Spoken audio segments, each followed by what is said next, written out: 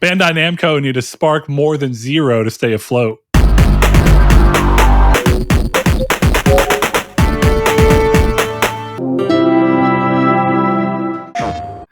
Hello and welcome to Triangle Square, the PlayStation Podcast. I'm your host, Brett Beck, and alongside me, as always, is one Mr. Chris Figs. Chris, how you doing today? Oh, I'm good, man. How are you? I am doing okay. Looking to see what we're going to end up talking about today. I'm sure there's plenty considering everything that's going on. Though I'd say there's nothing really huge happening in gaming. Let me take a step back. There's nothing huge happening or that's happened in gaming on the PlayStation side, but there's some things overall that are worth talking about, like some of the Xbox had a preview to show us all the games that we'll eventually get on PlayStation as well. That was pretty nice. That sounds way more catty than I meant it to be, but my wife was like, why are you watching this Xbox thing? I was like, it's a partner preview. Everything that's here is probably coming to PlayStation eventually. And then it turns out half of it's stuff that's already been out on PlayStation that they're just finally getting. It's a little hyperbole, but you know what? We're not here to just dunk on Xbox for any reason that's, we'll dunk on them if they've earned it. Same with PlayStation, same with Nintendo. So if you're new to the show, first and foremost, welcome. We hope you stick around and join us as we talk about Bungie kind of continuing to be absorbed into PlayStation, it seems, despite their initial plan to not be. Lance Reddick getting his recast, which is not too surprising considering his character and Horizon's importance. Bandai Namco not doing too hot despite their newest game selling pretty well.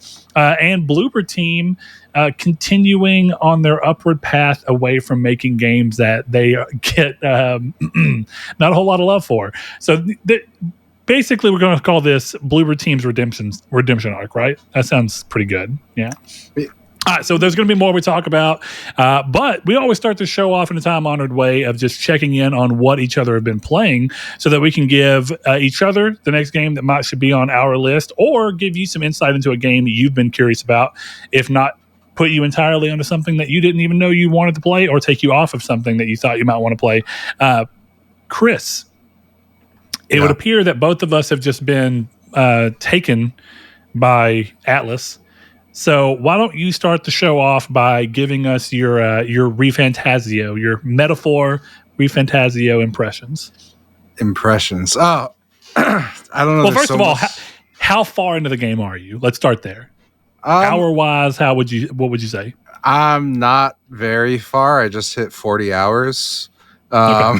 You're about the same spot that I am in Persona 5, and I can tell you confidently from what's happening in the story, not very far. Nope.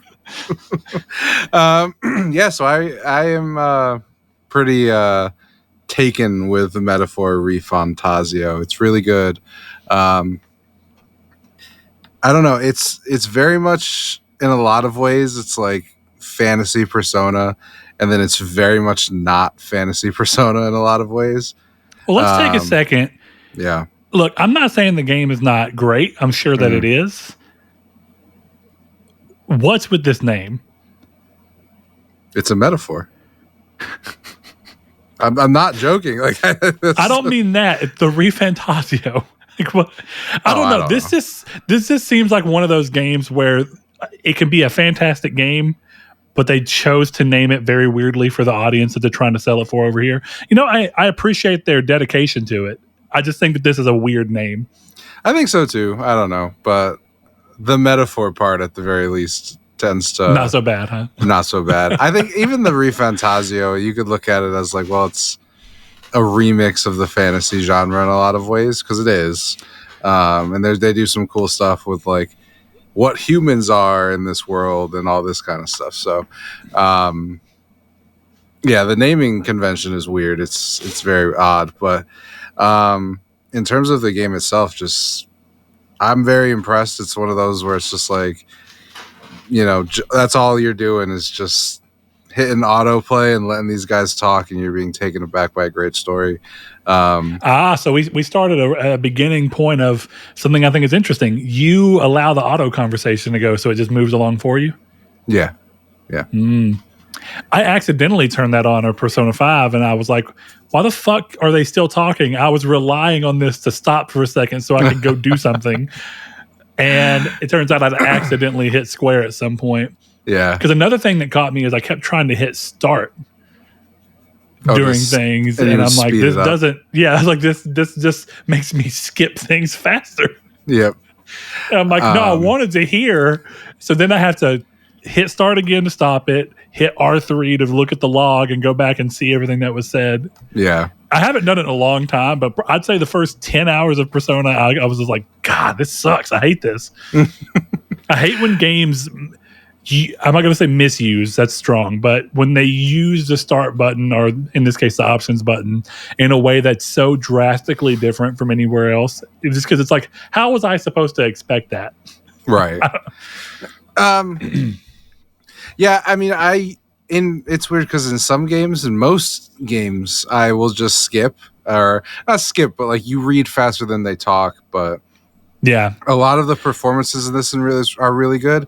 And one of the things that I much prefer about this than Persona, believe it or not, is that the main character is voiced, like talks, engages in the conversations, which is great. And I don't miss it in Persona 5. But it's definitely a lot better than because you're playing it right now. Persona 5, like Morgana speaks for you most of the time, in a lot of ways. Like I'm not saying she Joker says this, but like she kind of is like your inner voice. You know what I mean? And in conversation with the other Phantom Thieves, and then this is just like you have private like social link moments and there's an actual conversation going on, which I think brings it up a lot. But a lot of the voice acting is really good. And let's take a second on that before we completely lose that, which stick a pin in that. I want to hear what you have to say, but I am curious because I don't think we've ever talked much about this. I know we've had our little hot debate about silent protagonist versus what really is a silent protagonist and all that. Mm-hmm.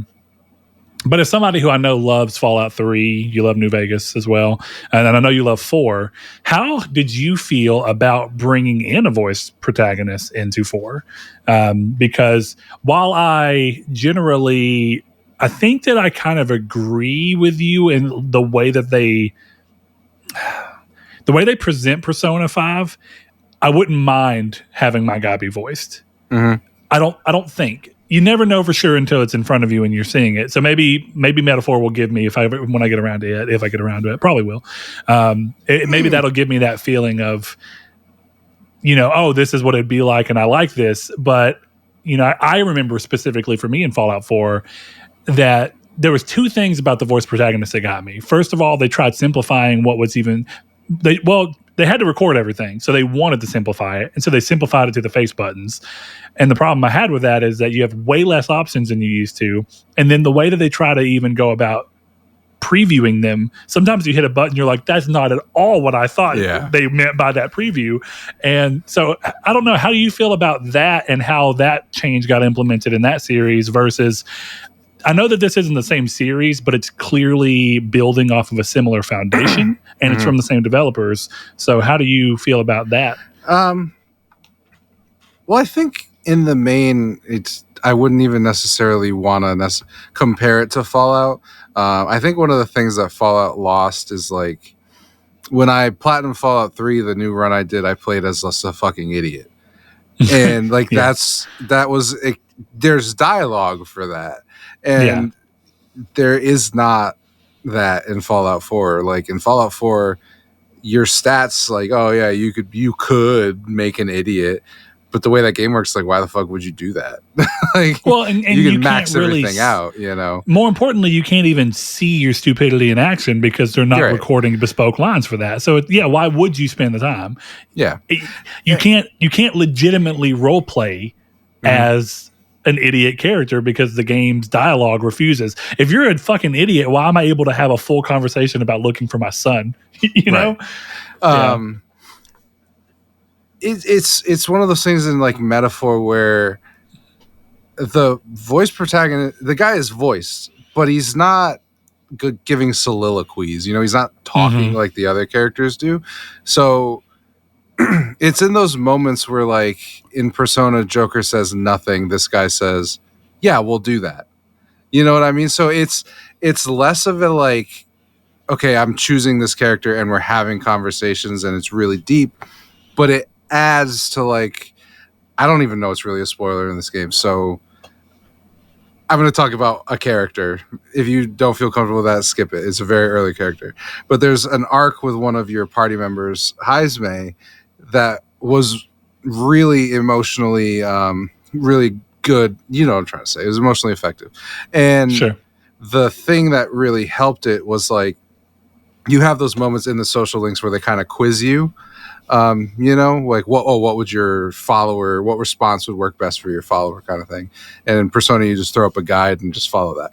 But in this, like your character actually will respond with that, and it gives it that little bit more, you know, Persona can feel kind of mechanical in that way where it's like, okay, I get what you're saying. On is having this whole, like, maybe just skip 5 minutes. Anna's having this whole thing right at the beginning of the game of her fucking pedophile teacher, right? Like that's her whole beginning thing. And when she talks to Joker about that, he does not respond.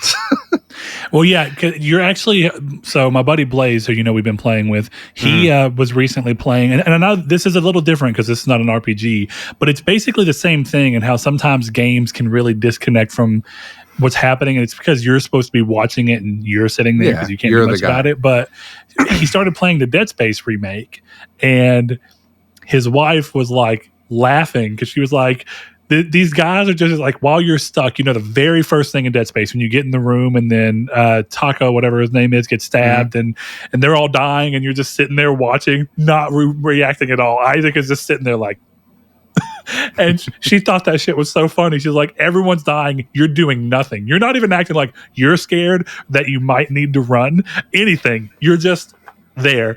And I was like, yeah, it's a weird thing in games that you get used to the fact that your character doesn't always respond. It's because the character is an analog for you. So what are you supposed to do? And that you can't look around which, I mean, you can, but you know what I mean? It's something similar to that, where it's like an emotional moment can feel dead in a game because no one's responding to the call from the other person. So like you're saying, in this situation, Aunt's having a meltdown of sorts, and she's like pouring her heart out to you in the group, and you're just like, yeah, exactly. And it's like, damn, Joker, cold as fuck, man. And like you are choosing like responses and stuff like that, but it's more, it just feels more like this character has more life than Joker. And it's because like in Metaphor, like you are playing a character, you know, it's not, he's named after me or whatever, but he's not me, you know, he's doing specific things and he has a specific goal.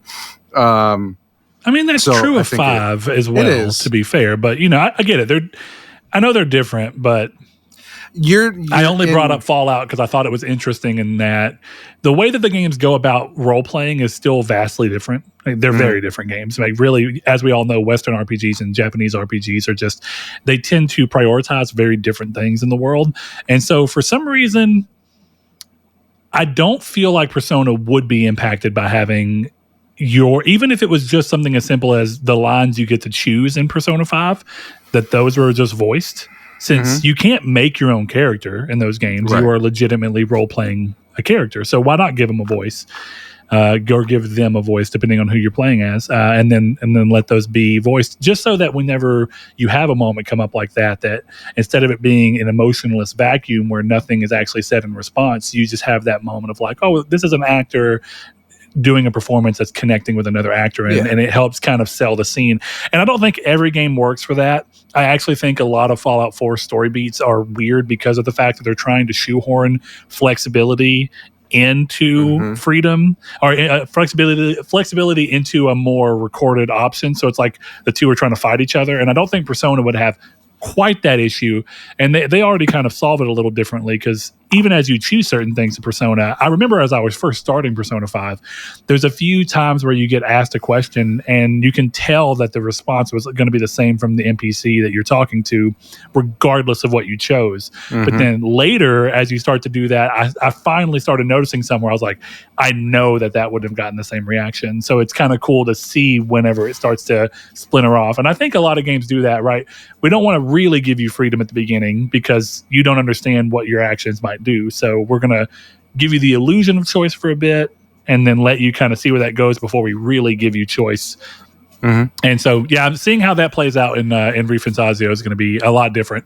I've been curious to see how it's going to go since the story is focused in a lot different direction, and the thought of you can't romance anyone, so it's not worried about the same aspects. Yeah, I'm not just stressed about it. I don't like that. I need my medieval waifu, but no, it's weird because there's parts of me that likes Metaphor more, just like there's parts of me that likes Persona 3 more, but there's still something special about Persona 5. So I would definitely put Metaphor on your radar. It'd probably end up my game of the year. No, that's a lie. It'll be my runner-up for game of the year. But either way, like, I highly suggest it. And one of the things that you're probably seeing in Persona that I really appreciate with Metaphor is that there is you can't get any of the dialogue options wrong. You know, I don't know how much it's affecting you because I'm sure you're not playing it with a guide and you don't need to. But actually, you should for maybe one section, but you can figure that out on your own. Okay. Well, so far, because of what you said, when I told you I was debating following God, because there's so much going, or rather, there's so much you can do in the game. And since it's day by day, I was like, I had that feeling of like, how easy is it to fuck something up? And I don't think it's that easy. The more I've been playing and the more I'm looking, I don't think it's that easy. So the only real thing I've been doing is exactly what you said, trying to get the few confidants that matter for the royal stuff that you mentioned to make sure I have those done. That's really the only thing I'm worried about. Akechi Maruki and the red-haired chick. I can't remember her name. That's Makoto? It. No, that's not Makoto. Oh, no. You're talking about the okay, I know what you're talking about. Yeah, senpai. Yeah. Literally the only thing that you would need to follow a guide for Yoshizawa. This is if you want the platinum, is that you have to get all the exam questions right. So I would just get a guide when it becomes exam time. I've already done one exam. Am I thinking of the right thing where it posts your grade for you? I think there's a final exam. I don't remember exactly. I'll keep that in mind. I'll tell you one thing I have done in that game that I'm curious to see if you're doing in Metaphor, or if it feels as necessary in a game like Metaphor, I should say. As soon as I started realizing how much there is, or how many opportunities there are to potentially make a wrong call, I don't think I've gotten anybody. I've not done anything that's given me a negative reaction, but I've definitely given answers that got no reaction, and I assume that there was one of the options that could have gotten me a better reaction. And so I've started to where every day I make a save, and then I save because there's like 15 save slots. So the next day I save again, and I just keep rotating through all of my save slots so that if I fuck something up, I have like 15 days worth of ability to go back and try and fix my mistake. But I'm trying not to do that, because I had that same inclination with games like Until Dawn or Detroit Become Human. And I really, as much as I have that like fail safe built in for me, I really do like the idea of just rolling with the decisions you make and see what the playthrough is. And then if you like it enough that you want to replay it later, you can explore other playthroughs later. Now, that's a lot different for a game that's 10 to 12 hours or whatever than a 120-hour game. And I think that's why it's fucking with me harder here, is because I'm so scared I'm going to fuck something up that I do end up caring more about than I think I currently do. And then I'm going to be like, I can't, it's 120. I can't replay this anytime soon to see the alternative, I platinumed Persona 5 without a guide. It doesn't strike me as a game that needs a guide. I've looked at a few of the trophies. There's a lot of hidden trophies. Holy shit. So I haven't been looking at those. But your biggest issue is that if you slack on what I told you, you will not play Royal. I'll just be playing Persona 5, basically. Yes. And so then I'm assuming that makes the platinum for Royal unattainable, because that I don't know. But okay, I didn't fuck it up, so I don't know. But here's the hoping. The best thing I can say about Persona, we're a little far off Metaphor. I want to hear you talk more about Persona than me, but I had a friend who I used to work with who I told the same things to, and he did not listen to me, did not play the Royal content. It was like, that's one of the best games I've ever played in my life. So, like, well, here's the thing: everyone loved 5 well before Royal ever came out. Yeah. But Royal is the version that you played when you fell in love with the series, right? It is, yeah. Okay. Anyway, so the biggest change from Metaphor from Persona to Metaphor is that there's no personas, but there's a job system, and it's fucking awesome. That I like way more than Persona's system, because Persona's system is Pokemon. You know, like that's not exactly, but you're not. Well, in a weird way, personas are jobs in a lot of ways. Nope. But I'm not going to say that they're as tiered. No, of course I haven't played, and I don't mean to say that they're the same as Metaphor's job system. Yeah. But I'm saying that you could very easily look at what the personas are, and since they don't even come out as bespoke individual creatures, and since you can change them on the fly with at least one of your people. It's almost more like you have a party full of different classes, if you want to look at it that way, and then you can change classes or jobs. I guess the way in Persona 5, you get what I'm saying? Yeah, I guess I would still probably put it closer to Pokemon than Metaphor, strictly because, like, in Metaphor, you really have to build your character for the jobs that they're going to take. Like, you can do any job. So, like, you know, I have my main character is basically full magic mage, healer, but like I can switch through different things. Like there's advanced, like you start as a mage, I'm now up to wizard, and then there's one more in that job family. But then he can also do like a magic knight, or he can do a healer that becomes a cleric, and goes on and on through that way. So. That's what I like, where it's like, okay, my character is focused on magic. He's going to stick with mage. I've got Haizme as a thief or an assassin or a gunner. And then I can't remember her name. Hulkenberg, wildest name of all time. Hulkenberg is a knight, you know, or she's got the big sword. And then Stroll is a sword master. So I built the party pretty well like that way. So I think that's the big difference is like Persona, you're basically like, I need my Charizard right now, you know? So you switch to, you know, the penis monster or whatever. And you use the elemental bursts. Whereas in this one, it's like, no, he's a mage. He's got the mage powers. That's what he's got. But I just love it because you're leveling up your character and allocating skill points, but then you're also leveling up these jobs. So you can master the jobs.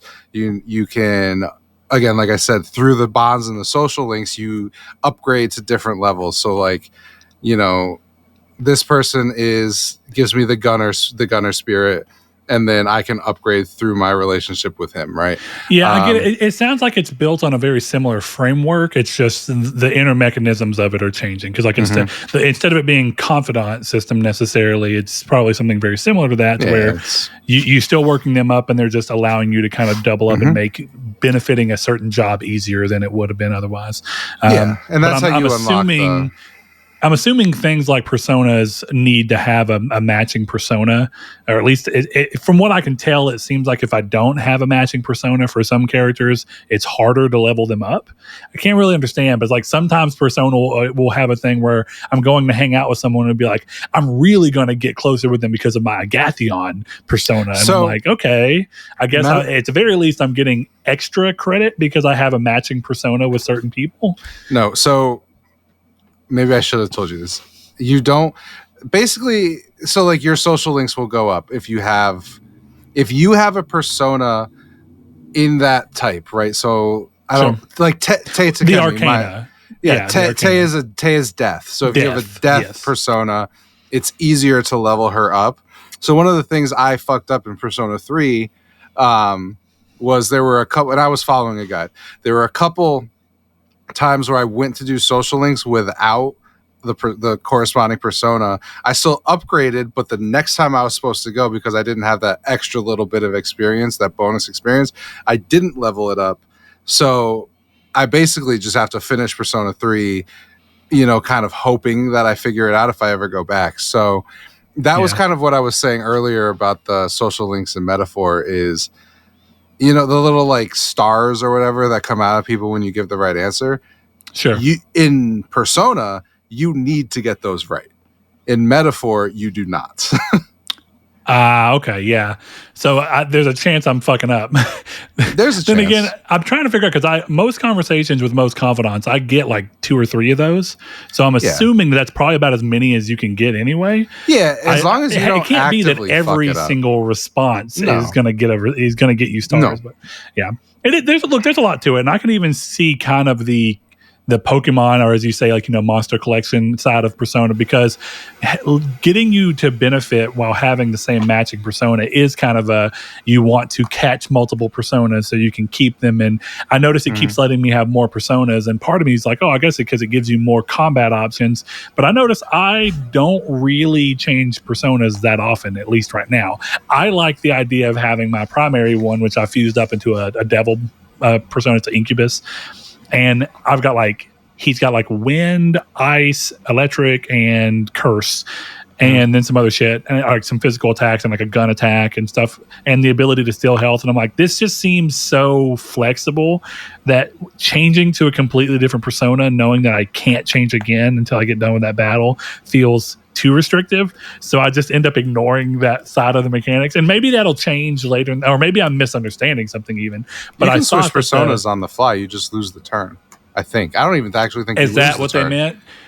It may mean that you get to switch once without it taking your turn up. I don't know, because there was something in the guide that told me that. But look, we've been talking about Persona for almost 30 minutes, or Metaphor and Persona. I guess we need to not hop on here. We need to hop off a little bit on this, but. Yeah, I mean, we've ended up both talking about the games that we're respectively playing. You have anything else you want to add in about Metaphor? And then I'll kind of give you an update on where I'm actually at in Persona without saying too much for anybody, but just give anybody who knows where I'm at. Yeah, I mean, not much. It's just really good. I highly recommend it. Gotcha. Well, Persona 5, I think I'm on my way to the third palace.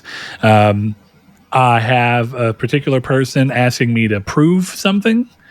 And so, yeah, that's kind of where I'm at. I'm in a rock and a hard place, as they say. Mm-hmm. So that's where I'm at right now. I've been enjoying aspects of it. I ended up getting really into how fun the darts minigame was. Yeah, that's good. I tried to play billiards, or pool, as I call it. And just like darts, I'm assuming that the first one always has to be a cutscene. But if I want to go back and play it, there is a mini game that goes with it. I don't know for sure, but I assume there is. I'll find that out eventually. And that was pretty cool. So yeah, Akechi. I've got Akechi, Makoto. I've got Yusuke. So I've got a lot of the people, and I'm working my way towards. Yeah, Akechi's interesting so far. So we'll see how it ends up going, but I am still very much enjoying the game. But I do want to talk quickly on, I don't know if it's the day structure and maybe the fact that the game is structured around days and this rise and fall pacing that kind of comes with following a day system like that, right? The game has to bring the day to a close and has to ramp the next day up. I don't know if it's like a psychological thing, but I find that I struggle to play that game for more than a couple hours at a time. And I don't know if it might be that I'm like, I just did 10 days in a game and I've not done shit with my own life right now, or if it's actually just my ability to want to play within the confines of those mechanics are limited to smaller bursts. I can't figure it out. But I noticed the other day that after I'd played for about 2 hours, I was just kind of like, I'm not mad at the game. I don't hate the game. I kind of want to put the game down for a bit. And so I did. I didn't play anything else. It wasn't like I switched. So that's why I'm thinking I wonder if it's something psychological that the game is kind of bringing into me, because it was almost like I need to get off of the game and I need to do something that's not gaming. Like, I don't know. That's just like the feeling I had, which I sometimes get that anyway. So that could be a completely separate thing. But I thought that was interesting because I don't feel that very often with a game. Normally, I can tell a game is not working for me if across multiple sessions of trying to play the game, without there being an external factor as to why it would be. If I notice I start yawning and getting sleepy, then I'm like, the game is not engaging me enough for me to not fight, tiredom from boredom. So yeah, it's not that. It's just more of like a very overt sense of I need to get off the game for a bit. So it's like when I do play Persona, the most I play it is around 2 to 3 hour stints at most. So yeah, I'm about 38 to 40 hours in right now. So about a third of the way through the game, I guess. This is like a dream come true. Been waiting so long. How's that Crash 4 Platinum coming along? It's not, but it was worth it. Like, I was never going to do that, but it got you to play it. Now, once you fall off, I'm going to be like, all right, I guess I'm going back to Crash 4. Fair.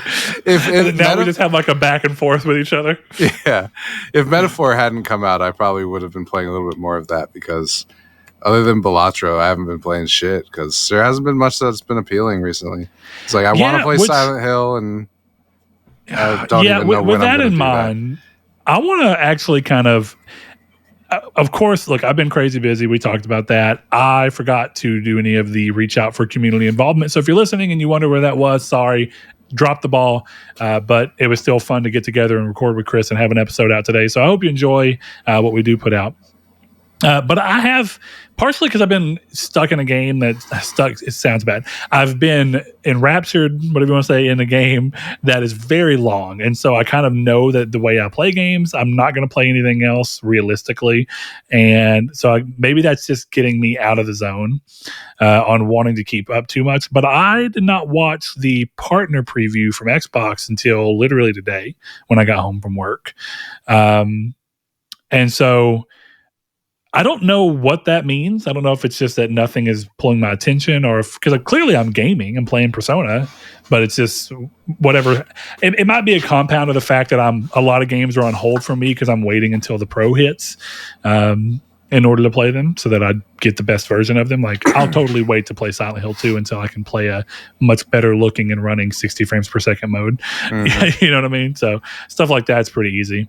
But I did end up deciding to watch it, and I think it was good. And there was a lot of stuff in it that looked great. I feel very confident that literally everything shown will be out on PlayStation.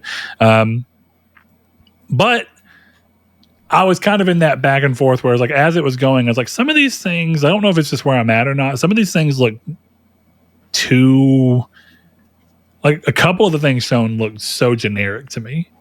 Dude, I didn't really generic. But some stuff was cool, right? Like the Alan Wake 2 stuff, that's cool. We can talk about the game that actually kind of surprised me because it looks surprisingly good, but also I haven't played Silent Hill 2 yet to want to say that I'm for sure on Team Bloober right now. Tie in some news there if you want. Yeah, so kind of a mix of what's going on. What I was going to say is we can kind of go over the Xbox partner preview, which brings about the fact that, as you may recall, the Bloober team, people behind Silent Hill 2 and, of course, many other games like The Medium and Layers of Fear 1 and 2, if I'm not mistaken, and some other games, they... in Chris's words, and a devastating blow to the Bloober team wasn't that bad, actually, faction of gamers. The studio themselves have acknowledged Silent Hill 2's success, which has shipped over 1 million units, and vowed to stop making shitty games. Quote, "We want to find our niche, and we think we found our niche, so now let's evolve with it," said co-director Jacek Ziba. I can't say these names, Chris. Could try. I'm gonna call this guy Jacob. Because I can pronounce that. Okay, Ellis Island. And how that happens is more complex, but it also happens organically in a way, like with 2016's Layers of Fear. People in the studio were like, quote, "Okay, we made some shitty games before, but we can evolve." So they announced their follow-up to Silent Hill 2 as Chronos at last week's Xbox event. And it's interesting because I was thinking, wow, they're very close on this. Well, I did a little bit of digging, and this is one of the Private Division games that got canceled or was supposed to get canceled whenever Private Division got shuttered by Take-Two. But it turns out that they just decided to bring this game in-house and self-publish it and go ahead and finish it. I do think it looks pretty good with the little bit shown. It looks intriguing. I want to be very careful about how I talk about this. I think it looks intriguing. It was a cinematic show for the most part, within a little bitty clip of gameplay at the end, while hinting a 2025 release. So that's really close for a team that just put out Silent Hill 2 Remake, which is pretty cool. But Chris, I wanted to kind of see what you thought of. Did you end up watching this actual preview? I watched some of it. I found it very boring, so I didn't watch too much. But I did see Chronos. I thought it looked fine. Sorry to tell you, I don't believe in Bloober Team still. So, which neither of us have played Silent Hill. Yeah. Speaking of which, Chris, I literally loaded the funds onto my PlayStation account and forgot to buy it. Do I need to, or are you just stuck on Metaphor right now? I'm not. Yes or no. It doesn't matter to me. I'll buy it in probably about. What is it? We're about a month out from the PlayStation 5 Pro. Yeah. I'll buy it when the Pro comes out. Yeah. I remember you had said it, and then I didn't see it, and I'm like, well, whatever. Metaphors tomorrow. Why bother? But I think Chronos looks interesting enough, and I do think that the fact that they got a lot of praise, or I think close enough to praise for Silent Hill 2, leads me to believe that they might be able to do some cool stuff with this. I definitely want to adjust my opinion on this after I play Silent Hill 2 and get a feel for what they're really capable of. Because Silent Hill 2 has been an up and down for me. When they first showed it, I didn't think it looked particularly good. Then I thought it looked better when they showed it again. But then I started kind of doubting, like, I don't know. But then the reviews hit, and as much as we say reviews don't matter, general consensus being good on something that you at least had a passing interest in does help kind of make you go, maybe it is worth experiencing and trying. That doesn't mean I'll end up agreeing, but it does kind of help move the needle towards, I'm going to risk it for myself at this point, because enough people thought it was good enough to give this score. So there's got to be something there. Yeah, it's one of those things where it's like an individual review might not matter too much, but when everyone is telling you to do something, you do it. So, well, it's like I'm playing Persona 5 right now. Mm-hmm. You get what I'm saying? Like, and that's a game that I didn't even really have a strong interest in. Like, and I didn't have a strong natural interest in. And it goes to show just enough people kind of being like, hey, maybe you should, maybe you should, maybe you should. And then also having a low enough barrier of entry. And that barrier of entry can change in a multitude of ways, right? One of the barrier of entry for Persona that was keeping me off of it for so long was the playtime. Yeah. But it does also help that I didn't have to consider the playtime and $60. Right. You get what I'm saying? Like, at least it's like, well, at least I don't have to spend $60 to potentially not like this. But, thankfully, I think it says a lot about how you feel about the game, because you're like, you have no barrier. There's nothing stopping you. Even that little bit of like, I didn't pay for this. I don't give a shit, and you still seem committed to getting to the end. So, yeah. Me and Sean are both patiently waiting for the same message. He's waiting for me to send him a screenshot of the message from you to me. We'll see what ends up coming. Chronos looks interesting, but I think the biggest thing is that there was a few games from a few developers that it's kind of cool seeing projects, and I'm sure it's a thing like rotating teams, reasonable size games, because like, have they been working on Silent Hill 2 Remake for a few years? Sure. But even then, it does seem like Silent Hill 2's remake has been a lot quicker to get off the ground than a lot of games. And I think that comes to the fact that ultimately Silent Hill 2 is an 18-hour game that doesn't care a whole lot about being endlessly replayable necessarily. It's not worried about having multiplayer or side quests in a large multitude of ways. So that might be part of it. The next game that came up actually kind of got me, because it could end up being a dud, but Blind Fire from Double 11 looks really fun. It has the makings to me of being a game that kind of just captures the quick hop in and play and put down multiplayer kind of thing that I think really works well for certain games. I don't think games like a lot of the games I've ended up playing this year that were more multiplayer focused were very involved. Like, you have to play a shitload of Hellblade 2. Or Hellblade 2. You have to play a shitload of Helldivers 2. Like, if you're doing a mission, you're probably going to be playing that game for like 30 to 45 minutes for one mission, depending on what you're doing. Yeah. And even hopping into like Space Marine, like we're playing on Veteran, so a Space Marine session was like 2 hours. You kind of just knew that's what we were going to be doing. Something like this does seem like a game that random lunchtime, hop home, turn it on, play a few rounds, and then play something else. I could see myself doing that. And the game looks interesting enough. And it kind of reminds me of back whenever we first got to the 360 and PS3 era, when everybody was like, how can we interact? How can we make games that interact with all the physics things that we haven't been doing in games? And so you got ideas like The Darkness, where it's like, what if we made it to where you don't want your character to be in light? You want to actively shoot out lights and change the lighting in the area that you're in, and how that plays with things. And you had like Crysis and Far Cry 2 being like, what if you can like shoot branches off and destroy buildings? And you had Battlefield being like, what if you could just, instead of worrying that someone ran at a building, what if you could just literally level the whole house? And you're like, fuck yeah, let's do it.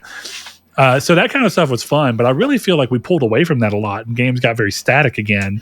And while I know that this isn't necessarily pushing some crazy physics thing, I like the idea of kind of coming back around and being like, everybody thinks of shooters with lighting. This is like someone took Doom 3 and we're like, what if we made Doom 3 multiplayer? Yeah. Like made it to where everything about this game is about darkness and light and contrast, and it looks cool. It looks fun, and it was a cool shadow drop. So I'm wondering if it's shadow dropped on PlayStation Early Access or if this is strictly PC and Xbox. But either way, it's pretty cool. No, I was thinking it was Double Fine. The only thing that I'm looking at this game again, the only thing that looks weird is it moves like a VR game. My wife, as she was watching, she's like, is this VR? And then she looks and goes, oh, this is Xbox, so it can't be VR. I was like, actually, yeah, it's a good point. But no, it's not VR. But it does moves, look odd. And that's why I was trying to figure out, and I wish I'd have paid attention to see if it said cinematic or gameplay. Because a little interesting note here, I noticed that Xbox has gotten, since that time that they got kind of roasted whenever Vampire the Masquerade 2 and all those things that they showed were just nothing but cinematics. They've gotten to where if it's cinematic, they put it on there. They're like cinematic. And if it's in game, they're like in game. And I wish I'd have paid more attention, but I saw it enough times that I was like, they don't want any backlash. They don't want anyone to say, all you showed was a bunch of cinematics. And how the hell are we supposed to know what that game is? Because like I thought it was interesting that for Chronos it said cinematics and in-game footage. And it was both of those things. Even though it was very little in-game footage, it was both of those things. Yeah. So cool. Blind Fire looks pretty good though. Next game is something that I'm curious to see where you're at, because I know that you kind of love this series, but it seems like you haven't been sticking with any of them, or maybe I'm wrong on how this is going. I don't feel like I ever hear you talking about actually completing the ones that you've been excited for. But Like a Dragon is coming back around, and more Yakuza, and I feel like they come out with a game like every year. I swear, like last year they came out with like 2 or 3 games, right? Or 3. Was it 2 games last year, and this will be the second or third game this year? Yep, I think this is a second this year. The Man Without a Name, or whatever, the man who erased his name, what the hell was it? Something weird like that. Yep, The Man Who Erased His Name. And then you had actually Yakuza 8 came out, right? Yep. Infinite Wealth, and now Infinite Wealth was like February, right? Yeah, around there. Okay, and then this game right here, and I remember it had a date, but I don't know what it actually landed on. I think it's next year. But still, even getting to where you can put out a game per year is kind of wild, because these are... I'm not saying this is Persona. This isn't like a 120-hour game every year, but this is not an 8-hour game. This is like a probably 30 to 40-hour game. And they seem to be able to put these out pretty quickly, and people seem to be quite receptive to it. And I think it's interesting because as I was watching it, I was like, this, I mean this as no hit. I actually think this is a smart thing. It looks like, in many ways, DLC for Yakuza 8. And I think if you really kind of look at the way that they approach these games, even Yakuza 8 came pretty quickly after Yakuza 7. And then you had more things within that, like the Yakuza game that was set in like feudal Japan time that they ended up remaking.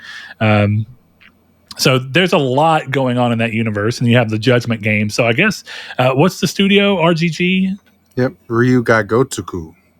Dude, they apparently have a hell of a development system going for them. Well, and I think a lot of it comes from the fact that these games, in a great way, they're smart about reusing assets, reusing art, being smart with what you choose to voice and what you choose not to voice, and then just having fun with ideas and making a game that looks pretty good, but really people like it for how kooky and wild the ideas are, how interesting and in deep the stories are.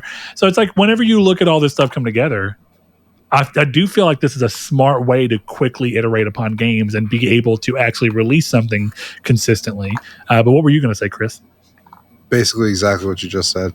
That's like the whole reason they come out so often is because the games are set in the same fucking 7 blocks or whatever. Like, that's the point.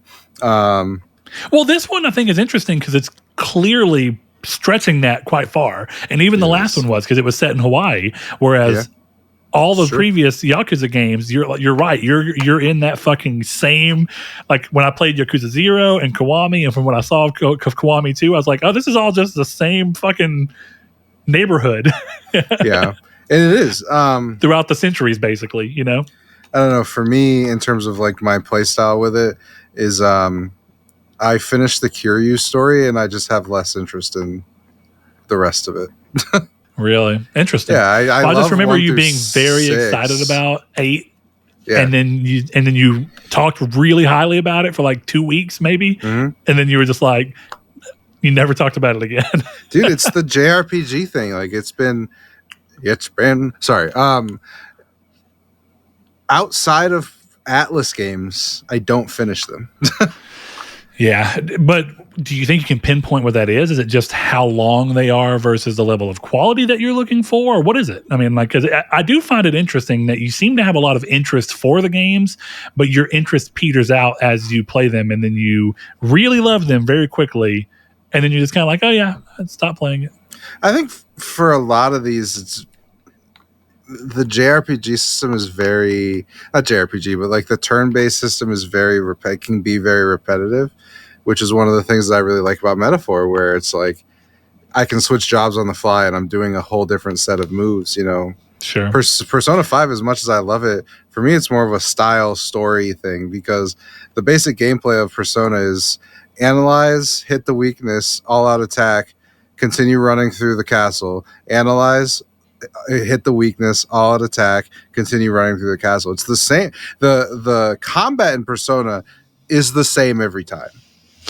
Well, and like there's cool ideas that just end up feeling, I don't know, sometimes when you're in an actual difficult fight and you can have it kind of leaning right, when you can hit the baton pass, that can get pretty cool. And I actually think that system is a cool idea, but I feel like most of the encounters in the game don't force you to use that. And then one thing I've noticed is it feels like every boss doesn't really have a weakness. So that falls apart. It's like suddenly you're just having to hit and hope you can get a technical and get a critical, and then you can do all the all out attack. I kind of think and maybe that'll change. I'm hoping for later things it does, because like the second palace boss doesn't have weaknesses, but it has things that it's resistant to, or that that will heal it if you hit it with it. And that was at least a cool change on it, because it forced me to be a little more thoughtful and pay attention so that you can, kind of hit the gimmick down for the boss. But I've yet to face a boss or even a strong shadow that has an actual weakness. And so it just becomes hopefully doing something that can technical them and critical them. And then you can get a chance to all out attack and go. And so it's like, here, we're going to give you a lot of fun mechanics to play with, but we're not actually going to make the game force you to use them very often. And that's kind of disappointing, because that is kind of what I was worried about, is this game feeling like, oh, it's just a bunch of repetitive turn-based combat, which is usually, you can get repetitive in real time, but at least real time is typically more flashy. So it's that's what I think the benefit. First of all, what you're saying is wrong. You should switch personas more often. But well, no, like I'm literally going through, and so just to clarify there, right? Just to clarify there, I'll start. And I keep my party with people with all different powers for a reason. Mm-hmm. And then I'll start Yusuke, hit him with ice, see if that does anything. Move over to me, hit him with curse, see if that does anything. Move over, hit him with electric, see if that does anything. Move over, hit him with fire, see if that does anything. Come back around. Okay, ice didn't do anything, but currently Yusuke doesn't have much else. Come back to me. I'm gonna hit him with wind. What did that do? And this time I'll shoot. This time I'll hit physical. And there's a lot of times where literally there's not a weakness, or at least there's not a weakness that I have even able to be unlocked yet within what I'm going against. Because like you don't get the chance for like nuclear combat power, the nuclear energy or whatever until later in the game, and that's like the regents or whatever you want to call it, the demon treasure demons. That's like their weakness, and I had to play around with that to get to there. But that's fair. I guess if you're looking at it as like you haven't unlocked it, I guess my point is like there are enemies without weaknesses, but I don't think it's not as prevalent as it sounds like you're having the issue with. Sure, but regardless of it, I think the big benefit that Persona and Metaphor has for me is that 90% of the gameplay for me is not the combat. It's enjoying everything else, because if you're playing these games right, you do your dungeons in a day. It's not like you go to the palace and leave. You go to the palace, you get to the end, and then you leave because you don't want to waste any time. So I can go a full session of Metaphor. Like tonight, I don't know that I'll even do any combat, and sure. I think that's the big benefit is like it balances out what could get boring with the rest of the story and characters you really care about, where in especially Infinite Wealth, and I love it. I do want to go back to Infinite Wealth. But one of the big issues that I had was it's like there's random encounters in the street. So like you never get that break, and it's always like, oh, okay, I'm trying to go to the grocery store. Holy fuck, there's like 18 dudes. Now I have to fight them all. And then that keeps happening. And then the system for me gets that a little boring. And when I'm engaging with it so much, it ends up putting me off to one of these things where it's like, I need a break. Let me go play Balatro. And then that's what's lucky with Metaphor is every time I need a break, I play Balatro, which is not something where I take a break and go, oh, you know what? I'm going to take a break. Let me start The Witcher 3. Like it's a break that's easy to pick up and put down. Yeah. But to your point, I will say that I'm not even trying to talk bad. I think anybody who really has played Persona 5 or Persona 3 or anything, I'm not saying the combat's bad. I mean, there's even times where the combat can be kind of fun and rewarding and be like, oh, this is cool. But more often than not, the combat is a means to I guess spice up the gameplay with something different here and there. I guess it's a way. It's kind of like what they talk about in God of War when it's like, well, you have to climb a wall for 10 minutes. It's like, yeah, but it was a pacing reset that we needed. And maybe they're right, but I think the complaint is, could you have not found a more interesting way to pace reset? But more importantly, I feel like weirdly enough, that is what the combat in Persona is most of the time, is just a way to, hey, you've been doing a lot of things that don't involve combat and exploration really at all. So here's your chance. It's a dungeon. You're going to explore, see what you can find, see what you run into. But I do want to note, one of the things I do like a lot about Persona is that there is no random encounters. Everything is something you see and you can avoid. Almost every time I've been in Mementos in that game, I just avoid everything. Because I'm like, I don't fucking need any of this. I don't need to fight these people. I spent, because it's JRPG and I didn't know any better, I honestly spent the beginning of the game grinding too much. I'm probably not as far as I should be if I just played the game without grinding, because I was like, I'm a little worried I might be underleveled. Now, it's paid off here and there where I get a particularly hard enemy and thankfully I don't die. The only other really complaint that I have with combat, and it's a bold choice, I'm not even saying they're wrong, but I think it's really weird that if Joker dies, everyone else could be at full health and the game forces you to restart. And I think that's stupid, because if the other people die, but I can use a spell or an item to bring them up, but they don't get the opportunity to do the same for me. Like, even if it was just something as simple as, hey, you have one more rotation, and if you don't get picked up by the next time it's your turn, the game's over. That would be better than just Joker died, because there's one encounter to get one of the will seeds where as soon as it started, the dude would just boom, boom, boom, boom, me. And I was like, what the fuck am I supposed to do? I'm not even first in rotation. I couldn't change anything if I wanted to. I didn't even get the chance to block or dodge or whatever. So I thought that was interesting. I think you're muted, but JRPGs are wild. One of the great things about Metaphor is it does not do that anymore. I thought this is such a stupid thing.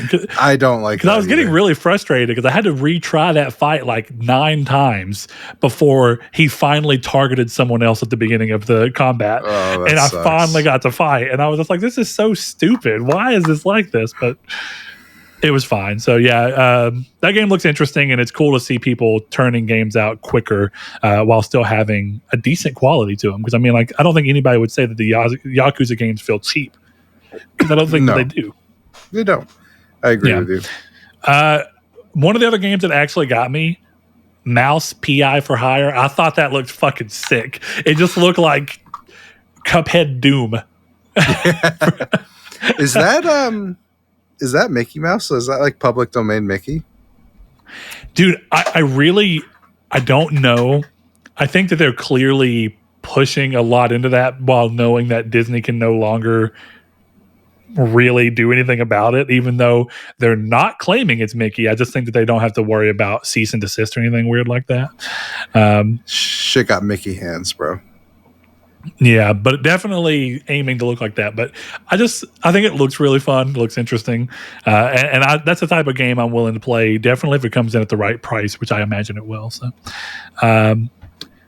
Subnautica 2. Okay, I never played Subnautica 1. I don't really have a lot to say. Animal Well finally dropped onto Xbox and had Donkey doing the commercial for it. Eden Zero was an interesting one. I don't really have much interest in the game itself, but it was Konami. And I'm like, Konami really is coming back to publishing games. Like, for whatever reason, they finally decided that and I thought so, right? Why would you even bother with Metal Gear Solid and Silent Hill and that one indie game that they put out if they're not going to continue to, keep going through it? But it was interesting. Then we get to some of the games that I thought looked really generic. Eternal Strands looks super generic to me. I didn't really know what to call it because I was just like, it doesn't look interesting at all. But it's coming to Game Pass, so there goes that. A game that I thought, I don't think it looks particularly great. I think it looks kind of uninspired, but at the same time, the combo of genre sounds interesting. So I don't know if you saw Mistfall Hunter. Yeah, I did. And it's apparently supposed to be a genre blend between extraction games and Souls-likes. And I don't hate it on paper. Even though I don't know if it really fully interests me, I don't hate it. I can see a version of that working, but I'm not exactly sure if it's the type of game for me. So I think I'm just tired of this aesthetic. I think there's a lot of it too. The entire time it was going, I was like, this just looks like you're trying to ape FromSoft. Yeah. And more importantly, it looks like you're trying to ape Elden Ring. Yeah. It's like, oh, mystical girl and the mystical skies, and she makes pretty lights, and you gotta I don't know. Somebody create a new genre so we can get fucking Doom likes or something else, because and it's Doom weird because first person shooters. What the fuck am I talking about? We've never weird, gotten one of those. Because I do. There are games that I've really loved that have been Souls-like, and they really absolutely do a good job of fitting in. That I fucking love Mortal Shell. I think that game is fantastic. Mm-hmm. And I think that Lies of P was really fantastic. And Lies of P very much felt like paying homage to FromSoft while doing something still interesting and original and unique looking within it, but still clearly wearing inspiration on its sleeve. But some of these, I don't know, man. It's like some of the ones I was excited for. Like there's this game called Bleak Fall, I think is what it's called, if I remember correctly. And I was like, maybe that'll, maybe not be Bleak Fall now. Bleak Faith, maybe? Bleak Faith Forsaken. First time they showed it off, I was like, this looks kind of cool. And now I'm just kind of like, am I even going to be able to enjoy this? Because something happens with some of these games where it's like when they're first shown, you know what a good answer is to a question that we got last week that just crossed my mind because of this conversation. TT Dog asked us last week if there were a game, or last episode, if there was a game that we were excited for when they announced it. And by the time it came out, we were just kind of like, meh. And I know the answer. Atomic Heart. I thought Atomic Heart looked really interesting when they first showed it, and it took forever to come out. And then it came out, and I was just kind of like, it doesn't look as interesting as its initial trailer sale got for me. And then I'm kind of glad I didn't, because I have not heard anything just particularly excellent about that game. So I feel okay letting it go. So let it be what that is. The only other real game I think I have much to mention of here, there's two, I suppose. Phasmophobia finally coming around to consoles after a long delay is pretty cool. I actually do want to get VR fixed for that, because that game's fun in VR. But I wonder how much interest I'll really have to play that a lot when we're not locked in the house for a pandemic. So it's a really big point to talk about there. And then That's lastly, on my list. Oh yeah, oh no, there's two games. Yeah, sorry. There's okay. Did you see? I think you pronounced it probably Wu Chang, but did you see this Wu Chang Fallen Feathers? Yeah, I can't believe they even. I don't know. That had the most "we have Wukong at home" energy I've ever seen in my life. Dude, I know that this is not in response to Wukong, because this game has clearly been in development, probably the same, at the same time as Wukong. But even the name, yeah, it's embarrassing. I don't know. It was really weird.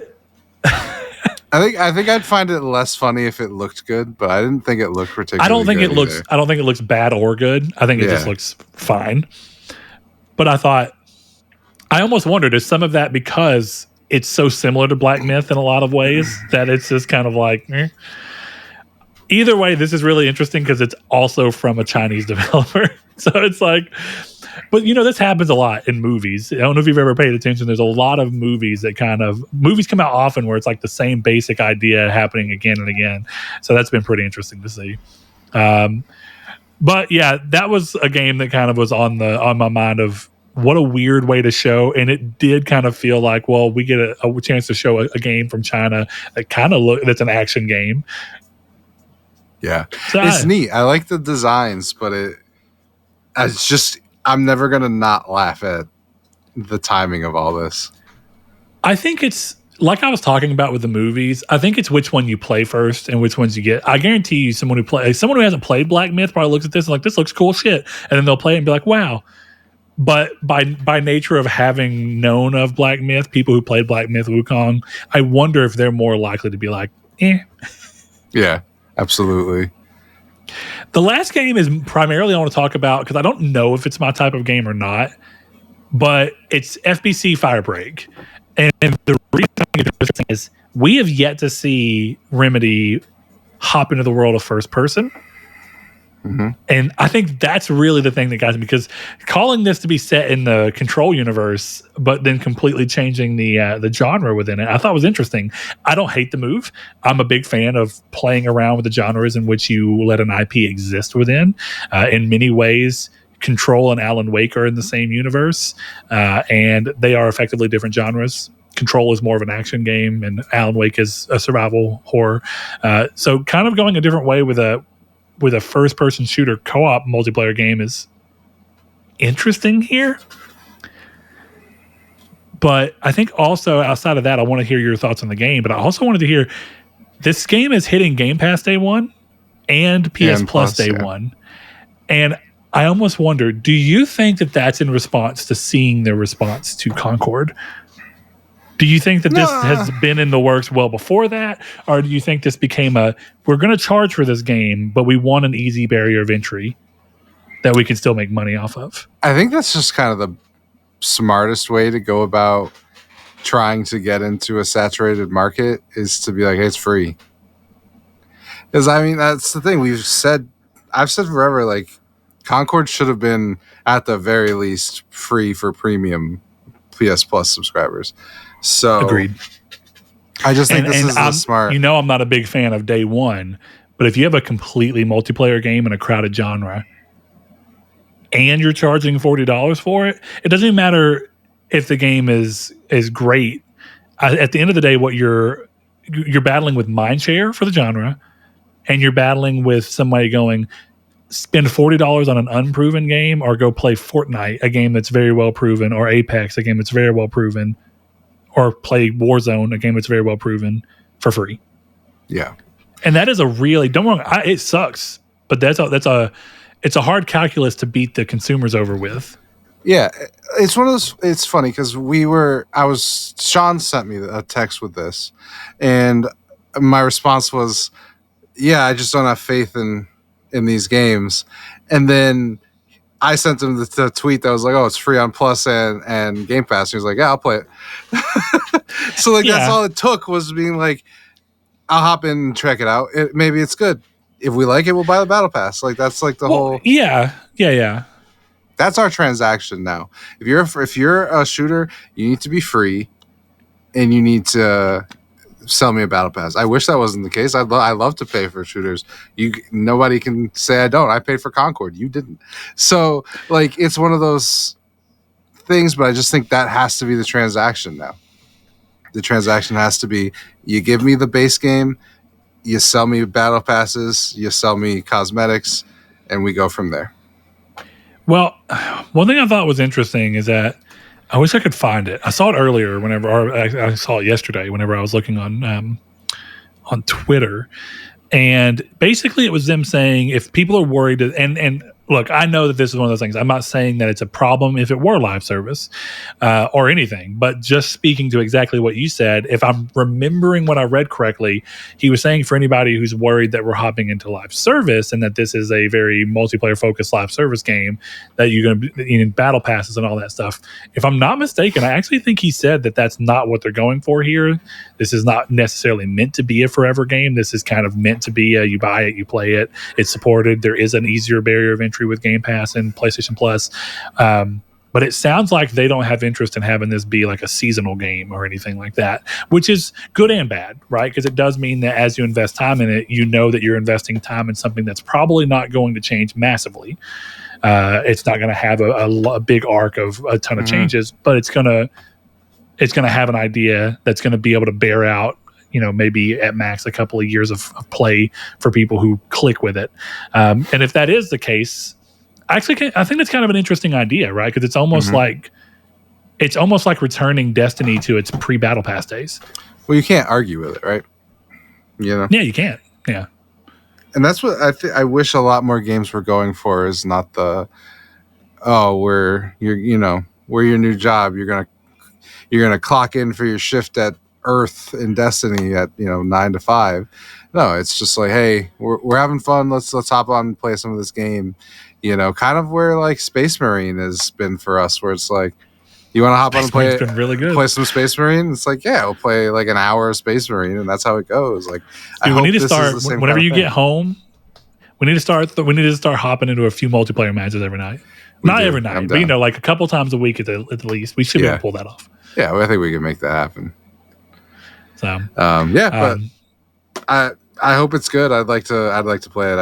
I struggle with live service games right now. But and the reason I thought this was interesting too is going back to, because as somebody who doesn't really care, it's more of a outside looking in, right? Like I know we have a listener who listens on YouTube and often talks about being a little more involved in what happens in this market and what this in that particular industry or that section of the industry. So I want to say this: outside looking in, I don't care if a game is a service or not. It's more about, does it seem like it can pull me in? And if a game is games as a service, it usually does it has to fight that feeling of not feeling like a second job. And that is exactly why, like, Destiny's hard for me to play, even though I think it's a great game. It's hard for me to play because I know I don't want to talk too much because I'm talking about a game that's not the same as it was.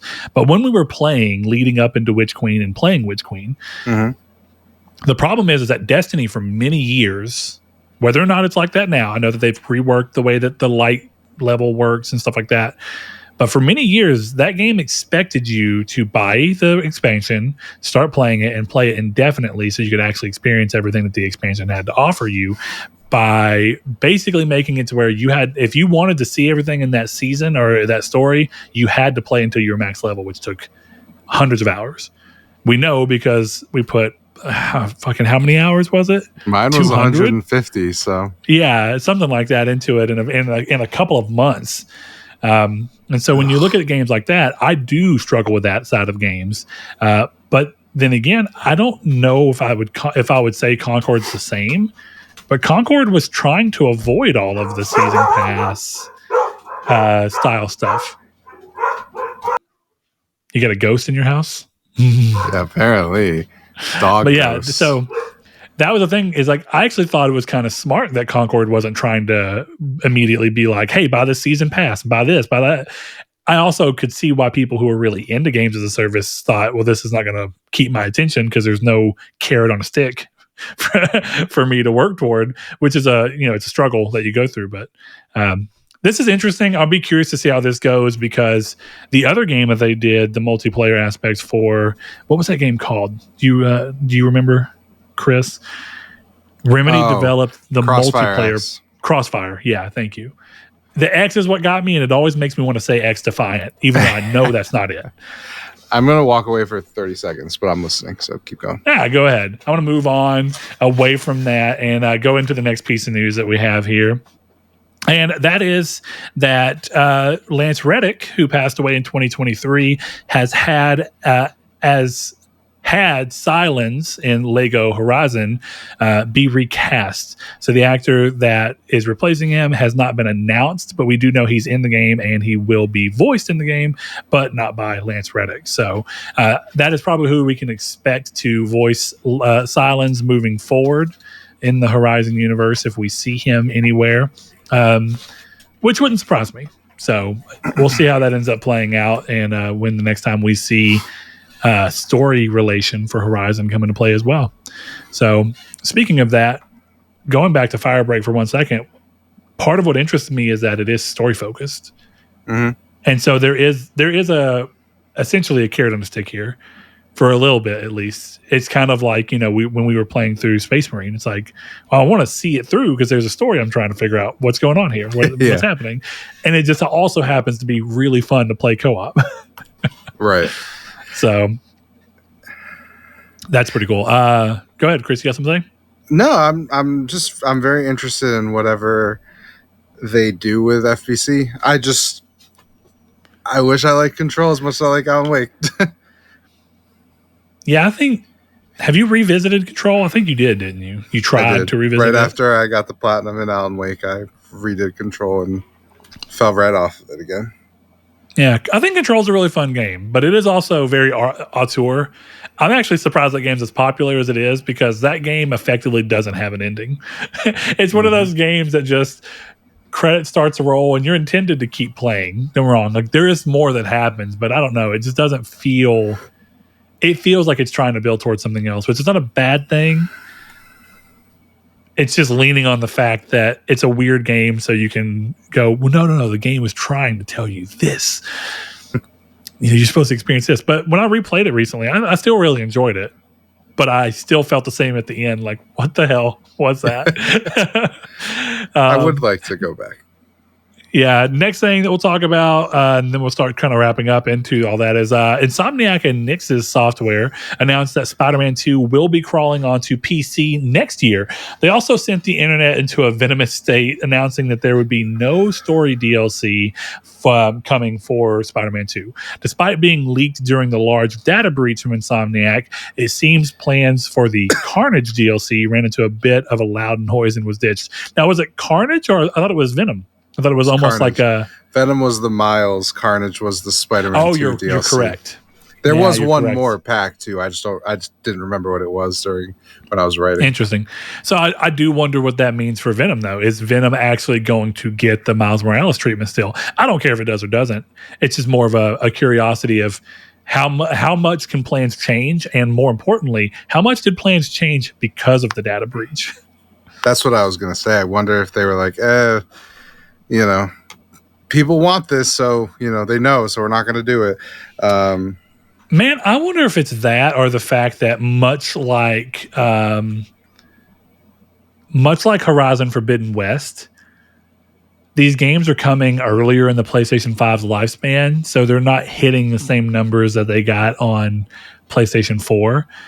Because they're coming so much earlier in the lifespan. And so I almost wonder if it's a situation where it's like, well, we're not doing the DLC for Spider-Man 2 because Spider-Man 2 didn't sell as well as Spider-Man 1. And therefore there's less potential DLC buyers if it requires the game. So maybe the math on what it costs to make DLC versus what they anticipate the return to be is just not playing out. It could also be something as simple as what they wanted to do makes more sense as a bigger story thread in a Spider-Man 3, therefore they moved it off. It's totally possible.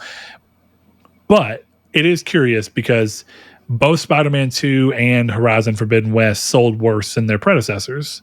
Mm-hmm. But Spider-Man 2 was a pretty late PS4 game. Late seems strong. It's 5 years into PS4. And I think Horizon was 4 years. But, you put that against Forbidden West 2 years into the PlayStation 5 and Spider-Man 2, 3 years into the PS5? I mean, it's still a notable difference. So, yeah, I'd be curious to see what that is. I'm still interested in seeing how multi-use Sony's going to have Nixxes be, because the fact that Nixxes is working on PC ports still, but also seemingly very much in heading the Horizon remaster and what's going on there, like, what are you doing with Nixxes? What are your actual goal with them? Because it almost feels in a weird way like they bought Nixxes and they bought Bluepoint, and now they're putting Bluepoint on an original game when they're known for remakes, and then Nixxes is known for ports, and yet they're putting Nixxes on remaking parts of games. It just feels like you bought two companies and were like, fuck what you actually did.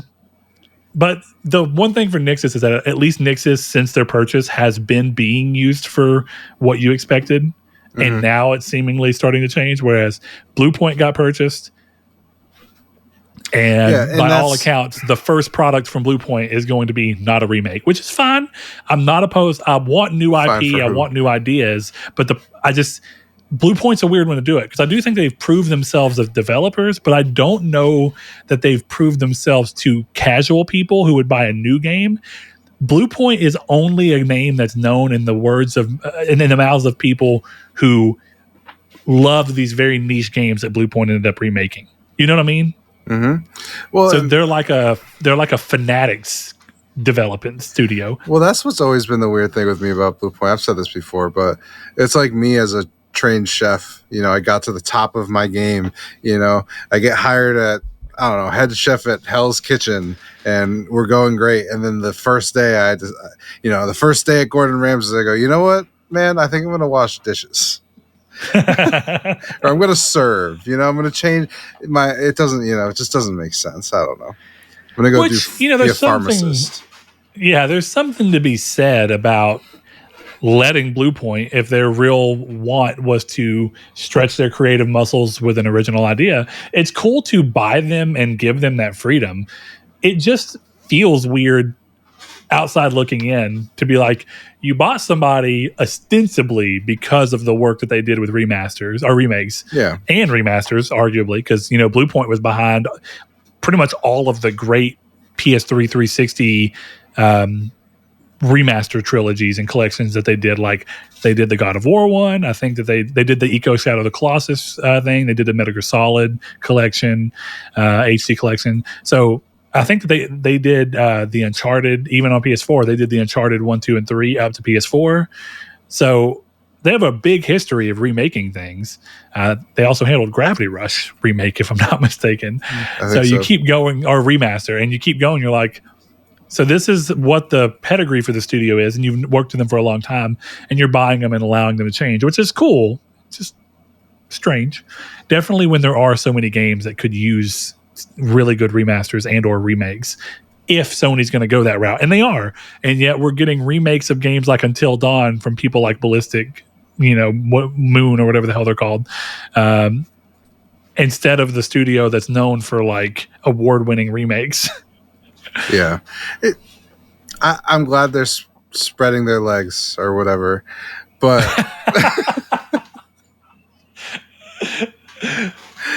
I'm glad that they're doing whatever they're doing. Again, it's just a weird thing, but there is that rumor that Nixxes is the one doing the God of War Sparta edition remasters or whatever. So okay. What do you even think those are?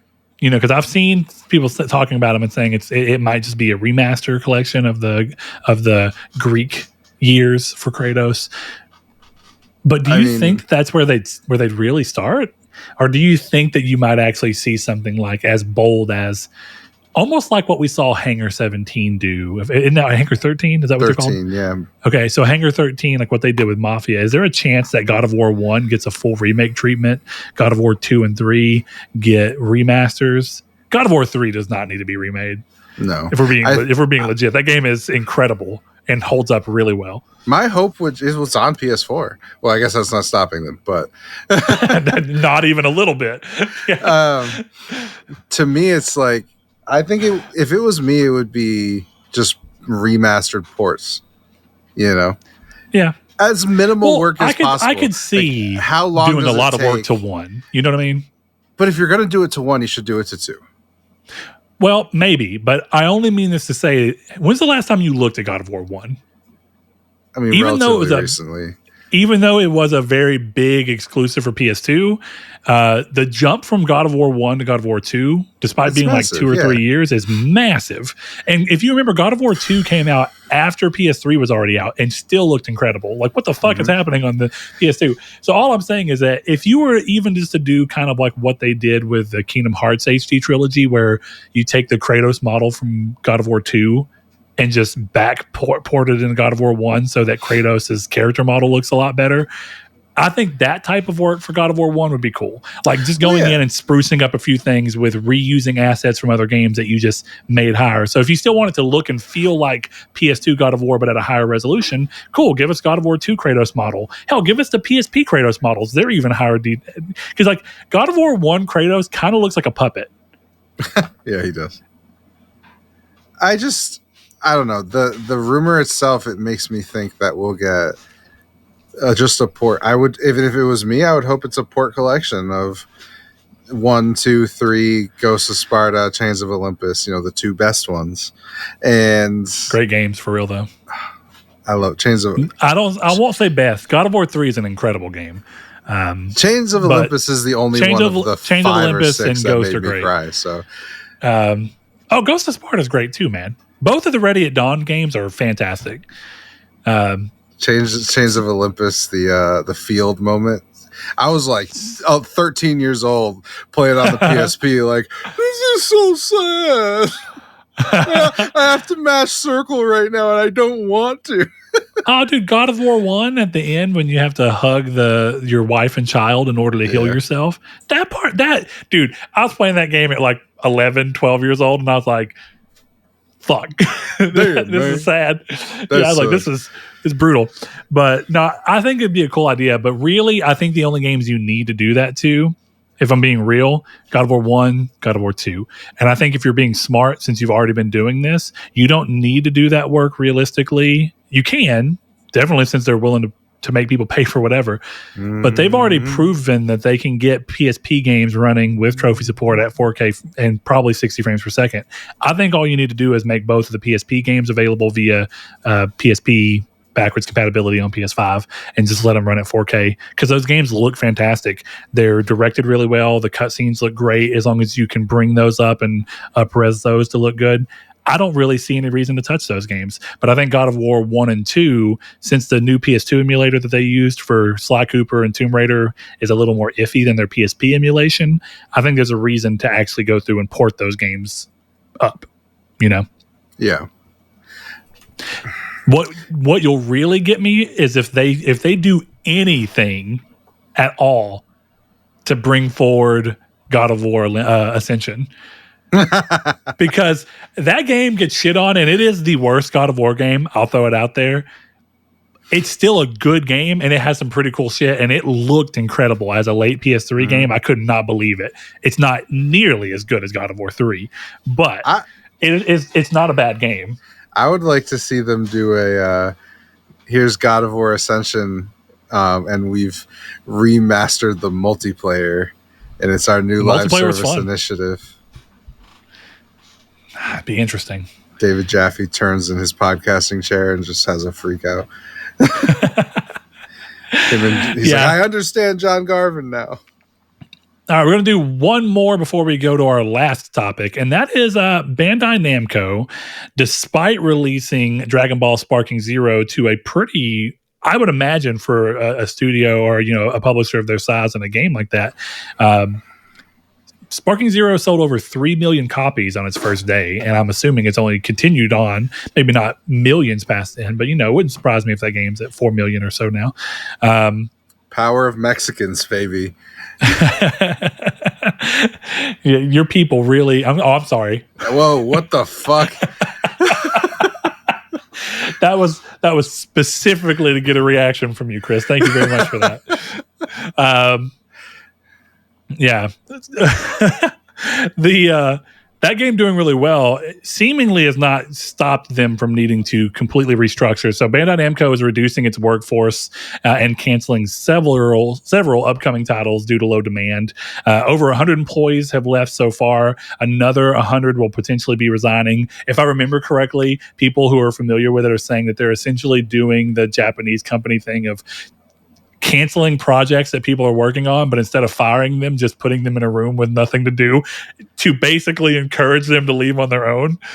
Dude, you could not get me to leave that job. Why not? Are you joking? Because, okay, so you got to think about it. They're able to look for other jobs in those rooms, right? Sure. So what you're telling me is that for 8 hours a day, I'm making a salary to surf on the internet? Are you fucking joking?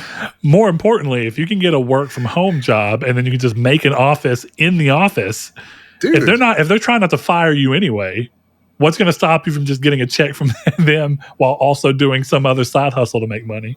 It's not a bad setup.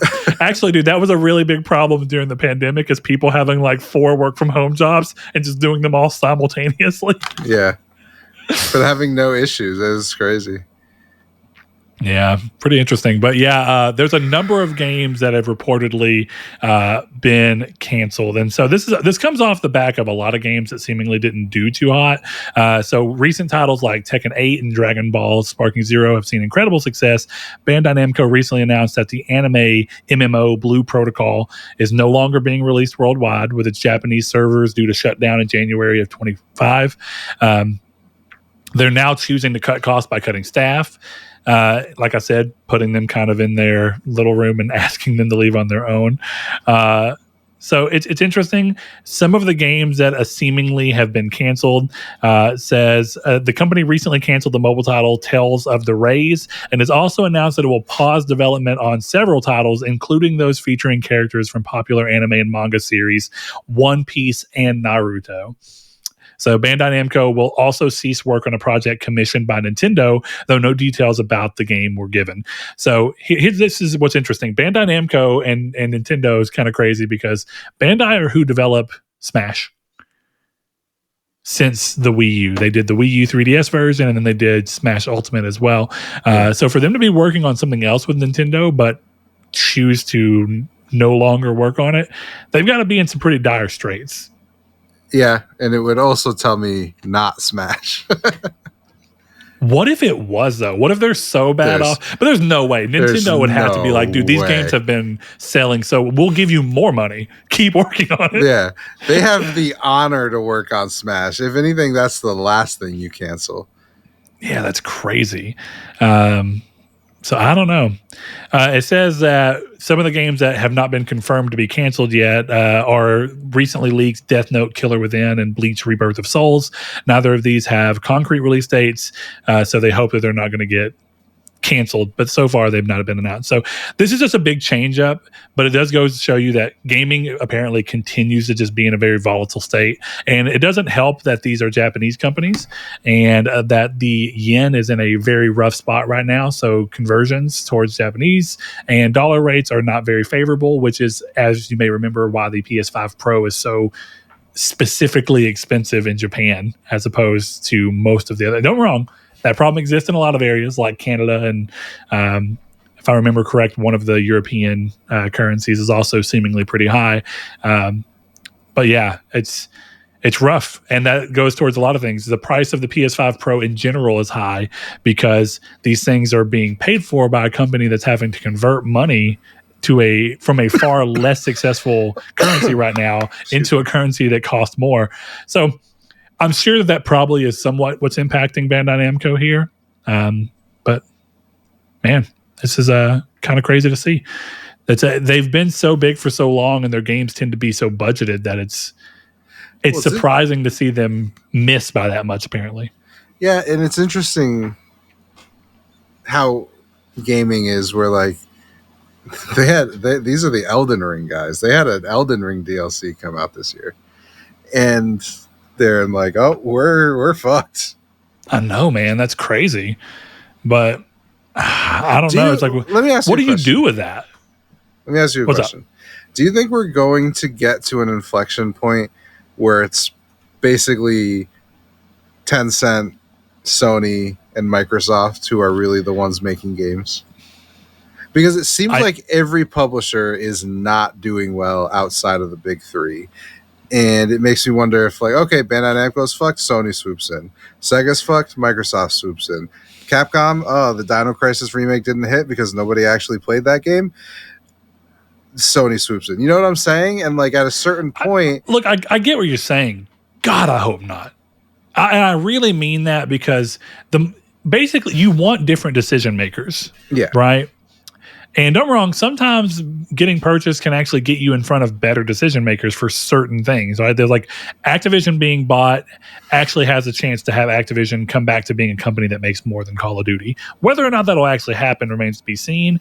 But there is a chance that Activision being bought may make them a more interesting publisher than they have been over the last few years, for the most part, since outside of a few really interesting releases like Crash Bandicoot 4, and I guess you could argue like the Tony Hawk remaster and stuff like that. They've had a few things there, but for the most part, when it comes to new games and new ideas, they've been very Call of Duty focused, and almost every studio that they had that wasn't making Call of Duty got absorbed into making Call of Duty by the time that they were purchased. But you look at what Sony's going through right now, and what Sony is and is not approving, and a lot of games that I really love very likely would have gotten on the cutting room floor at any of these people, at any of these other companies, because it's not going to be big enough. It's not going to make enough money. When you're a conglomerate, you're spending like that and you're absorbing like that, you're cutting anything that's not going to be your next Elden Ring.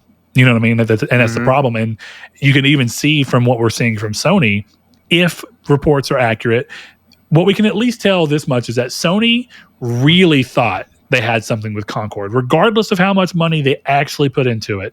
I think the part that can clearly be seen from their actions, the fact that they gave it its own controller, despite not giving some games their own controllers and things like that. Sony thought they had a hit with Concord, and they were crazy wrong. They're Star Wars. And so, and look, even if that's not true, even if that's somebody behind the scenes embellishing a bit too much, the fact that they put as much time and money and attempting to build that IP out with things like custom controllers and stuff like that shows that they thought they had something big, and they had something smaller than anything else that they've put out in years. That goes to show how wrong people can be who are big money-making people. And so it goes to show, for some reason, a game that, wasn't going to be the next, smash hit, 30 million units, but would have been budget conscientious to make and would have sold 4 to 5 million copies, got cut so that we can make Concord, which sold 0 units by the time that they got done, is enough to kind of make you go, I don't want to see the decision making to fall into, 3 to 4 hands. So I hope not. But you seem to think that there's a good chance. I mean, are you asking because you think, or is it just more of a... No, it goes with how dystopian is the future of gaming? Yeah, it goes with the news, because it always seems like there's layoffs at these companies and there's all of this stuff. And Microsoft may not have been the best example because they're having the issues too. And of course, Sony's not immune. Laid off of Bungie, rather. Well, Sony did some stuff, but Bungie saw huge layoffs after a purchase from PlayStation. So. And that's the thing, is like, I don't necessarily think that the future does become, everything is published by Sony, Microsoft, or Tencent. But it makes you wonder if eventually these companies, because if Bandai Namco can be in this much trouble and have had Elden Ring, at what point does push come to shove and you say, fuck it, come on? Like I was just saying to you before the show that I was putting some money in gaming stocks. So I'll disclose as I'm a Sony shareholder as of 40 minutes ago, but I'm a CD Projekt Red shareholder. Smart. I was just saying to Brett that Sega's stock is $4. Yeah, that's kind of crazy. $4, and they just put out a game that sold 1 million copies in like 2 days, and they're at $4 a share. So at what point does Sony go, Microsoft's getting real close, let's buy Sega at $20 a share and lock everything down? Or at the very least, Metaphor is not being advertised as an Xbox game. Like, at what point does that move of, we're going to buy you because you don't cost shit and you can continue to run yourself, we're not even going to make changes, but you're a PlayStation company? Like, at what point does that become the tendril of, your concern of decision makers exists because you leave the Sega leadership alone. They're doing great except for their money.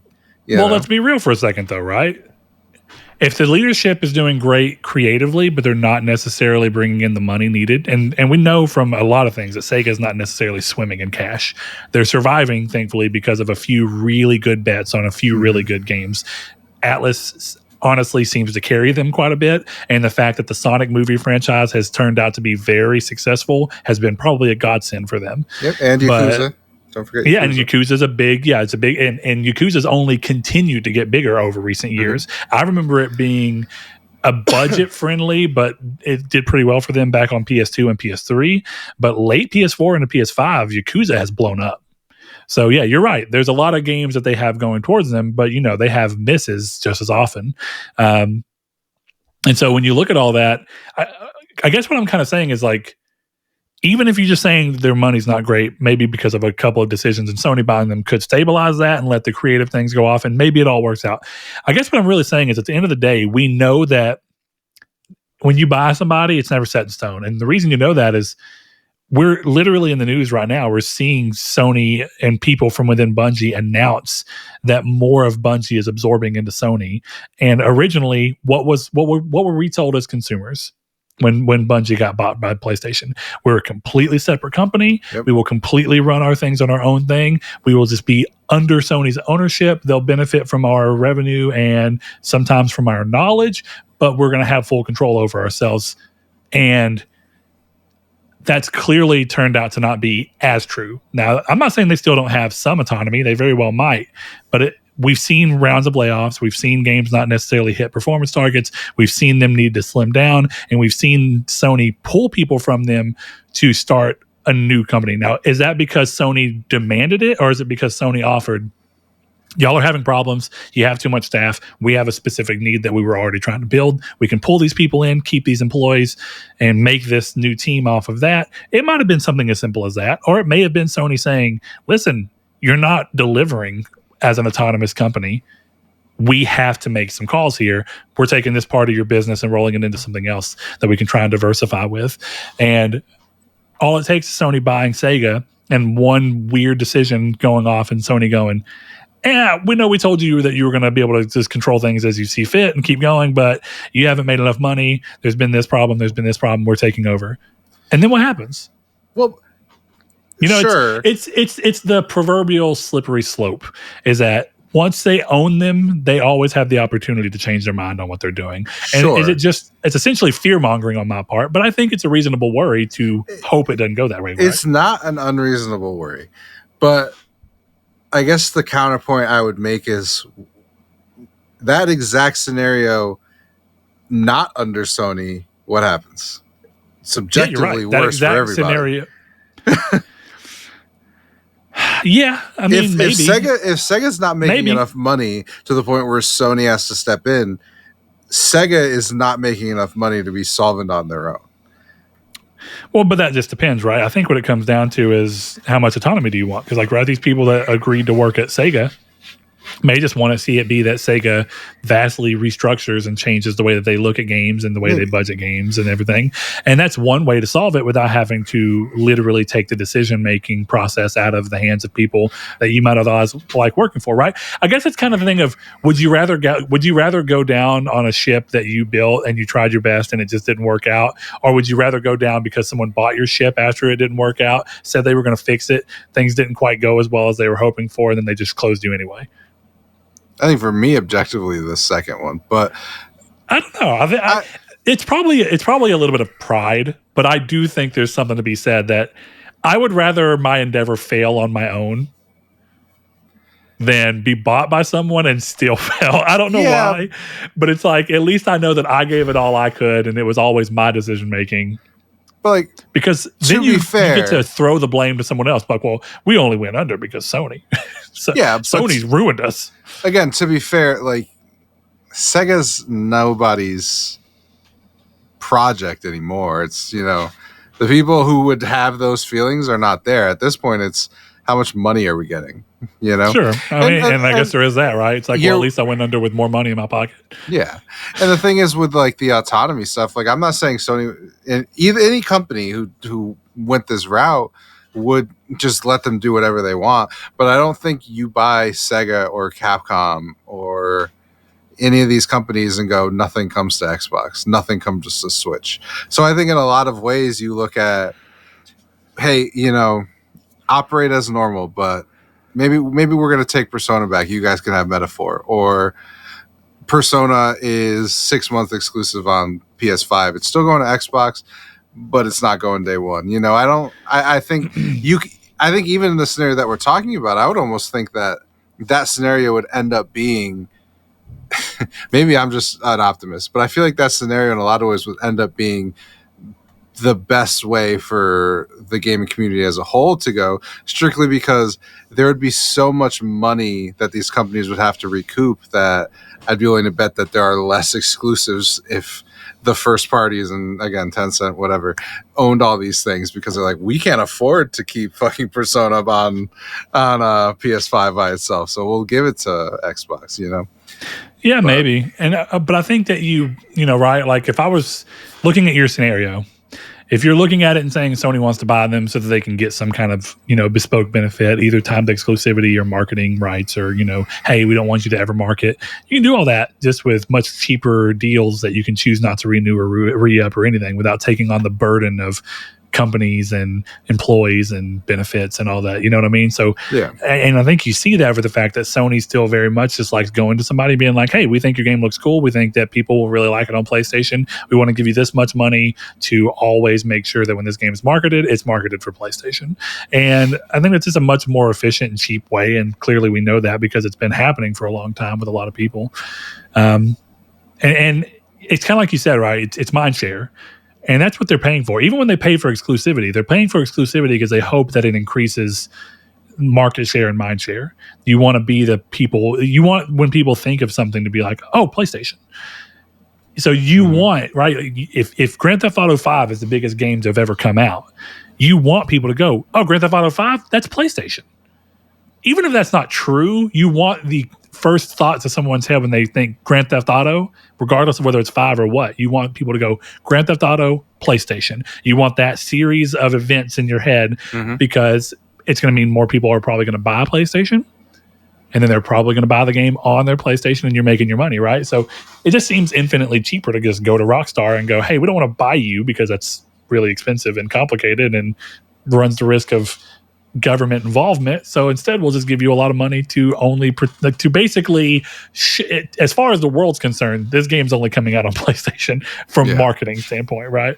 So I don't know. I mean, and you can pay for exclusivity, but I guess the question right now becomes how much longer, with the way that games are getting cost wise, how much longer will paid exclusivity be a viable tactic for Sony? Because if I'm not mistaken, I even saw somewhere where Shift Up for Stellar Blade has said that while the game has done pretty well on PlayStation, and they're happy for Stellar Blade's performance for the most part, that they do feel like they'd have a lot more, and it's a feel like, but right, as far as they can tell, they kind of, regret's a strong word, but they feel like they'd be in a better position for their IP, the strength of their IP, had they been able to release on PlayStation, on PC or Xbox day one. Now, of course, Sony helped pay for some of that game and helped pay for the publishing and stuff. But it just brings up that I think we're getting to a point where the value proposition of immediately getting some money for exclusivity comes with the fact that you have to start thinking about how important IPs have become and how important the mind share of people has become. And it turns out that the IP is more useless if you take more money up front but get a lower player base. And you might be better off slowly building a big fan base by being able to have your games and your studio name and your game and IP names build by releasing to as many people as possible. So I almost wonder if exclusives go back to really, truly being first-party only titles. I don't know, man. At some point, a bag's a bag. I feel like the thing we'll see more than anything else is PC day and date for everything. But I think so, and that's why I think it's interesting. Like, I'm sure Stellar Blade would have done probably right in line with what the Shift Up really were wanting if they would have just been able to release on PC day and date. Yeah, but that's they couldn't. What I think too. Oh well, but it is what it is. So, but it's also interesting because Sony has a lot less interest in PC. I mean, they clearly have some, but they're not Microsoft. They're not wanting people to choose Windows over, Linux or Mac. So Microsoft wants you to still buy games on PC if you're not buying them on the Xbox because they're getting you coming or going. you know, Sony doesn't have that same drive, so it's interesting to see. Definitely now that they don't even own any PC business, right? Used to it may be like, well, we want people to buy games on PC because they might buy a Sony Vaio. Well, they don't own Vaio anymore, so what the fuck do they care? Yeah, I don't know. We'll see. Yeah, it was just a thought experiment. Yeah, for sure. Quick piece of news, and then we'll get to the last one. Astrobot, the new speedrun levels and special bots are out. So if you want to go and check those 5 new levels out and 10 new special bots, you can go do so now. The game is great. It might be a cool way to get some more love out of things that didn't quite get it the first time around in the game, which has been cool. That includes things like Eve from Stellar Blade. So enjoy that. And the last thing we're going to talk about is kind of what we teased in the news, and that is that Bungie has, basically announced that some of what they're doing is going to be breaking off and working on more stuff. So during the Bungie layoffs in July, they announced that they would spin off 150 or roughly 150 of their staff to create a new creative studio that would be used to support their live service endeavors. Today, that studio seems to have become a reality as Bridget O'Neill, who previously served as senior director of Bungie Creative Studios, discussed the restructuring in a LinkedIn update this week. Quote, "Today was my team's last day at Bungie, but not our last day working on Destiny and Marathon. Bungie Creative Studios is joining the PlayStation Studios to build the foundation for a creative team that can support all PlayStation live service games. As part of this move, I am taking on a new role as Senior Director of Creative at PlayStation Studios." So yeah, like we said, as we were kind of just going through, the autonomy that Bungie intended to enjoy under PlayStation, I'm not going to say it's been completely undermined, but I think it's been jeopardized at the very least. I think you can clearly see that in how things are going, how they've been able to bounce back from some of these, some of their ability to remain profitable.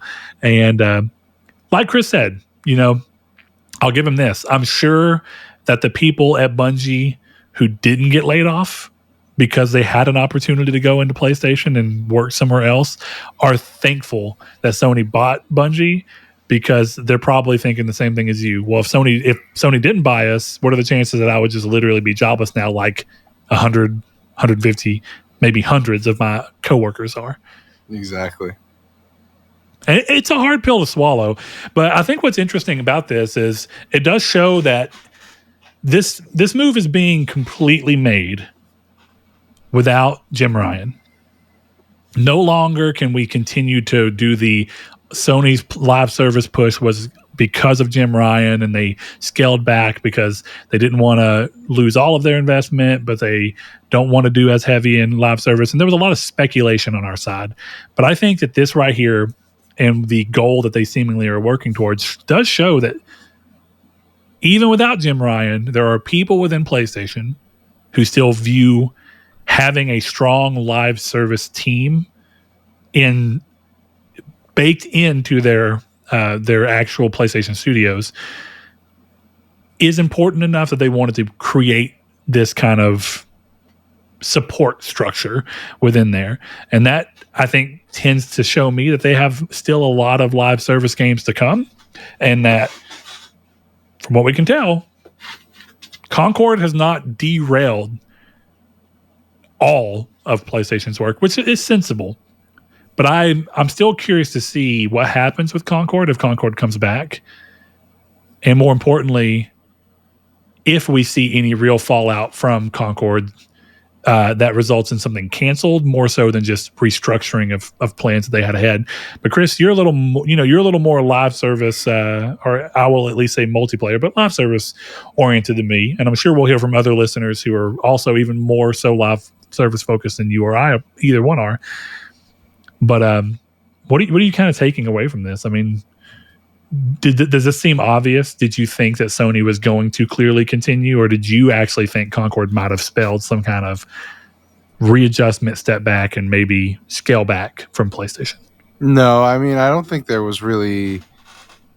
I think at this point they've already started too many projects that are aiming for this. So I wouldn't be surprised if this became something else down the line. But I do think live service is an important sector to get into. That's where a lot of money's made. You know, if you can get 10% of Apex's audience, like, you're great. You know, 10%, 1% of Fortnite's audience, and you're happy. You know what I mean? So I think it's very important to try and hit that. They just need to make the right decisions on what that's going to be. So we'll see. I don't know if it's going to be fair games. I sadly bet it's not, even if that game is pretty good. So I think they just need to find a team, and hopefully this is the team that can nurture and bring forward some live service stuff. I wonder if this is a team that could look at something like Factions and go, we got 30 people who can support this, you know? And hey, we'll put this out. We wrote off Concord. We got to, take Factions back out of the vault. Maybe that happens. I don't know, but I'd be interested to see it. Well, let me ask you this. My assumption here is that having a year like this year kind of prove out the extremes of live service for PlayStation. What do you think that's done for them? Because you start the year off with Helldivers, which is a game that I have a feeling they didn't expect much from. I think we clearly know that from how the budget was and everything. And then that game kind of, for the size and scope and expectations of that game, I think it's fair to say that game blew up and was a runaway success when compared to expectations. And then Concord was a game that they clearly had very high hopes for, and it crashed and burned almost like no game we've seen. I mean, as far as we can tell, Concord did worse than Radical Heights. But not worse than Until Dawn. So, with that in mind, I mean, do you think that that's still kind of the calculus they're playing against what they've put out versus what's in the oven? Because as you said, there's plenty in the oven. As far as we can tell, there's a lot coming. A lot may seem strong, but there's enough coming that canceling all of that right now would feel crazy. So this almost feels like it's inevitable. But do you think there even is, like, from what we do know about, do you think, like, if Fair Games comes out and Fair Games fares, pun intended, about as well as Concord did, what do you think happens then? Like, what do you think is the breaking point for Sony to be like, we have to give up this hill? And I mainly say that because Sony's given up the hill in markets that there's no reason to give up the hill on. They gave up their space in the handheld market just for handheld gaming to suddenly be one of the biggest parts of gaming right now.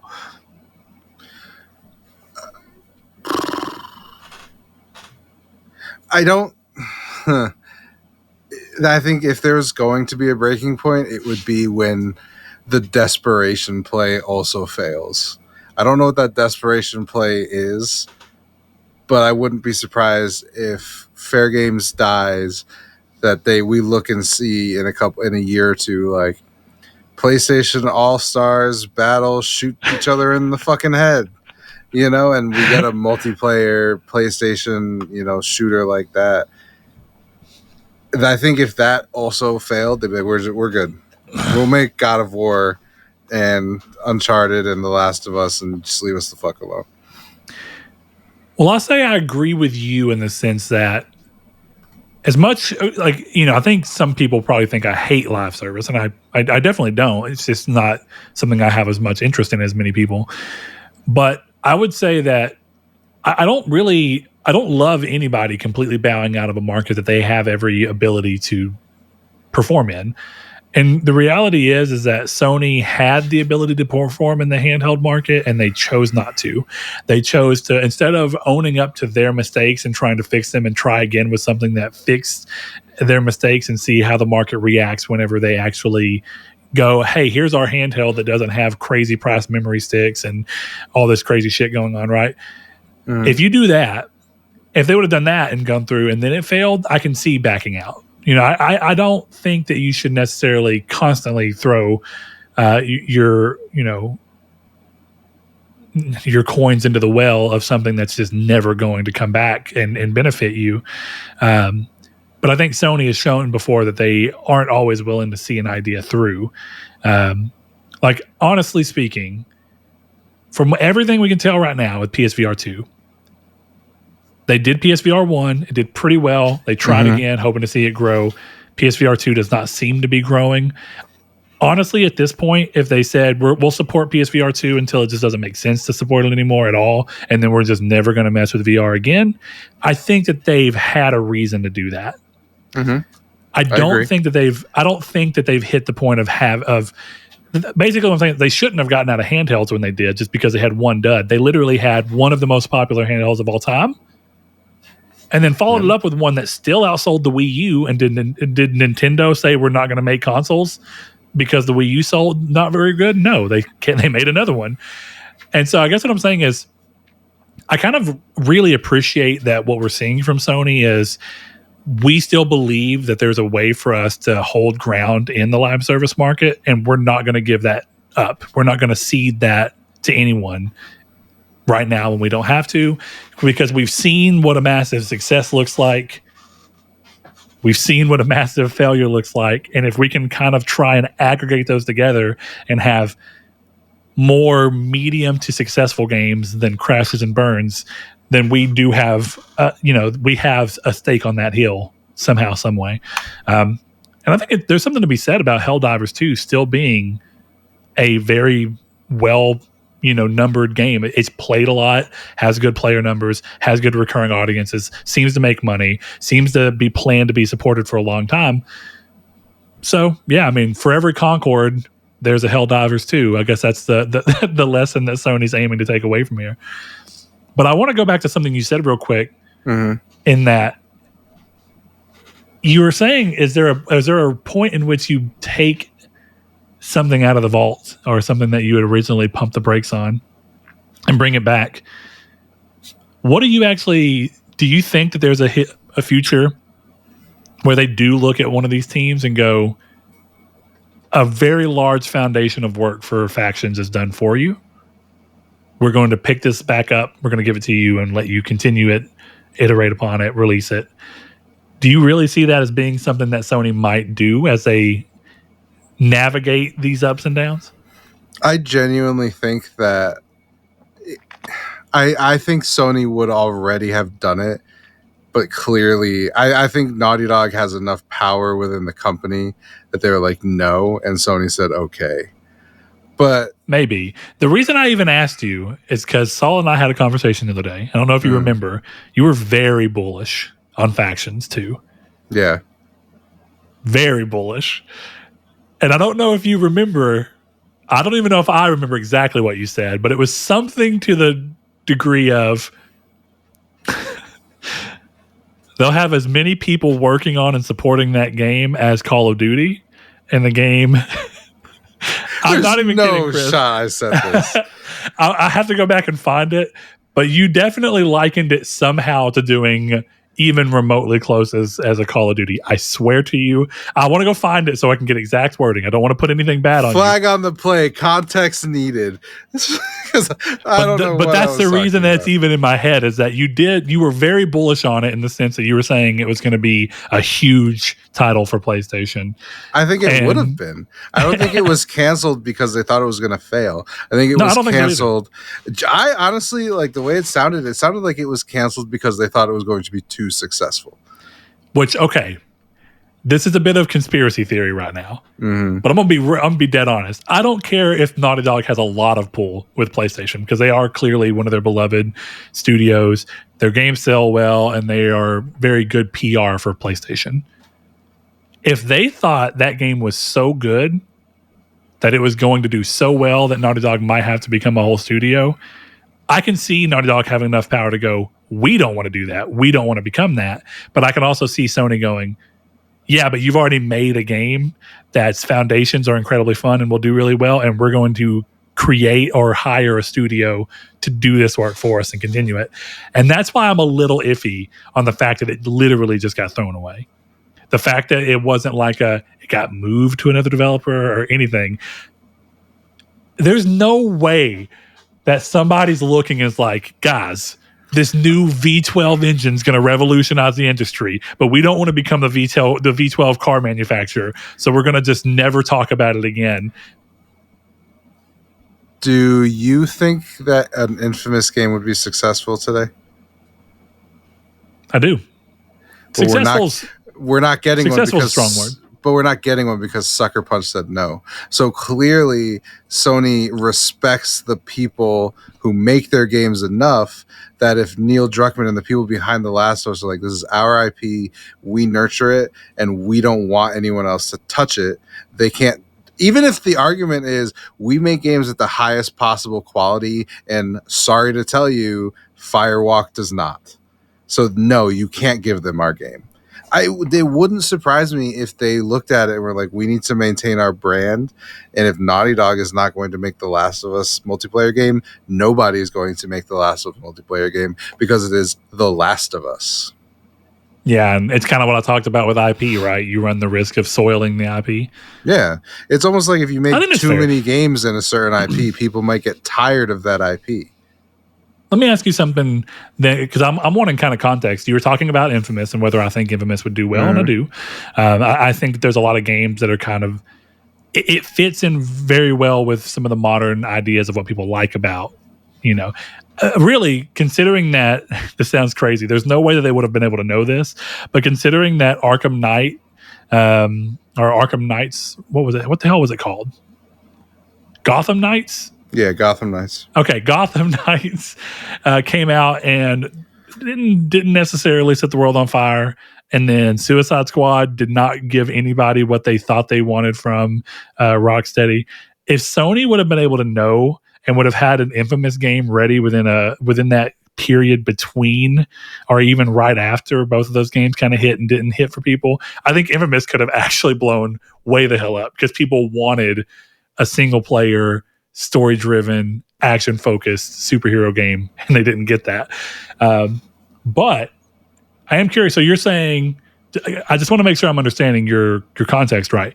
Are you saying that Sony said, hey, we could, I guess what I'm asking, is there an article that states that Sony was looking into giving the Infamous IP to a different studio and Sucker Punch said no? Or are you implying that Sony could go to Sucker Punch and go, we want you to make Infamous instead, and Sucker Punch was able to say no? Which one are you actually talking about? Because I don't think I've seen anything about Infamous, but there very well might have been, and I missed it. Sucker Punch in 2022 said, as our studio continues to grow in scale and complexity, they require the full attention of our studio. With our focus on our current project, we have no plans to revisit Infamous or Sly Cooper right now, and no other studio is working on projects related to those franchises either. So the point I'm making is that Sony, I do remember that now. Sony probably knows that an Infamous game would do well. Sure. Or could do well. But Sucker Punch said no. I don't read that as that way. I get where you're kind of coming from. I don't read that as a, hey, we've not allowed anybody else to touch that IP. That just sounds like what they're saying is, listen, we're definitely not going to be making that, and there is no one else making that right now. So I guess what you're pulling from that is that if the game, or if a Sucker Punch, or sorry, an Infamous game would be successful, but no one's working on it, then that means that your thought process there would be that Sony was like, we could get somebody to make Infamous, and Sucker Punch said absolutely not, because it's our IP. I get what you're extrapolating from there, but I was wanting to make sure there wasn't a legitimate thing where Sucker Punch had said, Sony came to us and said, would we give the blessing of Infamous being made by someone else? Never say that, no.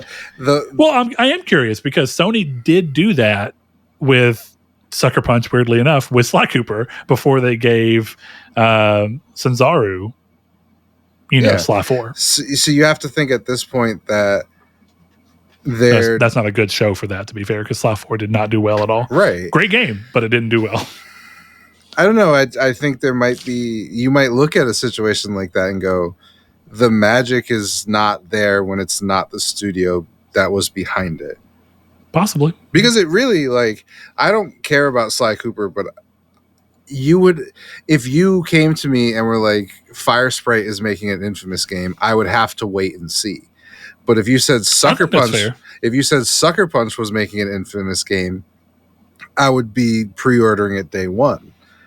Yeah, that's fair. And I'm with you. But this also ties back to that conversation we had not long ago, that there's a very high chance that the Sucker Punch that made Infamous, it doesn't exist. The way we loved it doesn't even exist anymore, right? Sure. But for some reason, we still give a lot of credit to that name. The moment we saw Sucker Punch and Infamous, we'd be like, "Fuck yeah, let's go." Well, yeah, because I don't know. The name is still synonymous with quality. So I think it comes down to who is there a studio out there that they could go, we're making Infamous, and you'd still be like, oh, okay, hell yeah. Or does it have to be Sucker Punch? It's a really good question.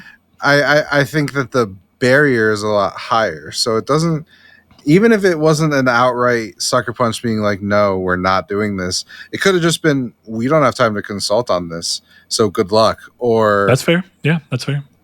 Or just a matter of we're not going to work on it, and it wouldn't be as good from somebody else.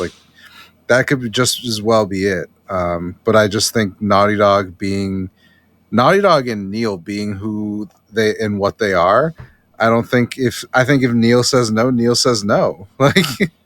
I'm not even really against you on that, because The Last of Us does very well as a franchise. The Last of Us TV show did very well for them. So the IP for The Last of Us is very valuable right now, and it's very interesting that it doesn't seem like there's going to be any capitalization outside of the TV show on The Last of Us anytime soon as an IP. But it's still interesting to see.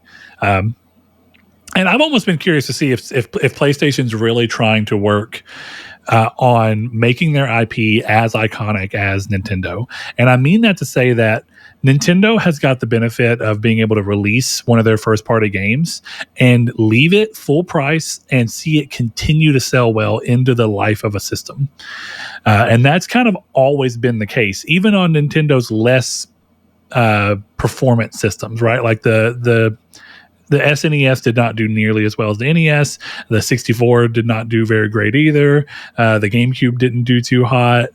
And then the Wii did really well. Wii U didn't. But point being is that on each one of those systems, some of the best-selling games and well into the life of the system were games that came out earlier in the life and just continue to be released at full price. So I think Sony is trying to look at Nintendo, and maybe I'm wrong, but I could very well see with what Sony's doing, they're trying to really push out their IP, get it very well known with as big of an audience as they can, knowing that their stuff's a little more adult skewed.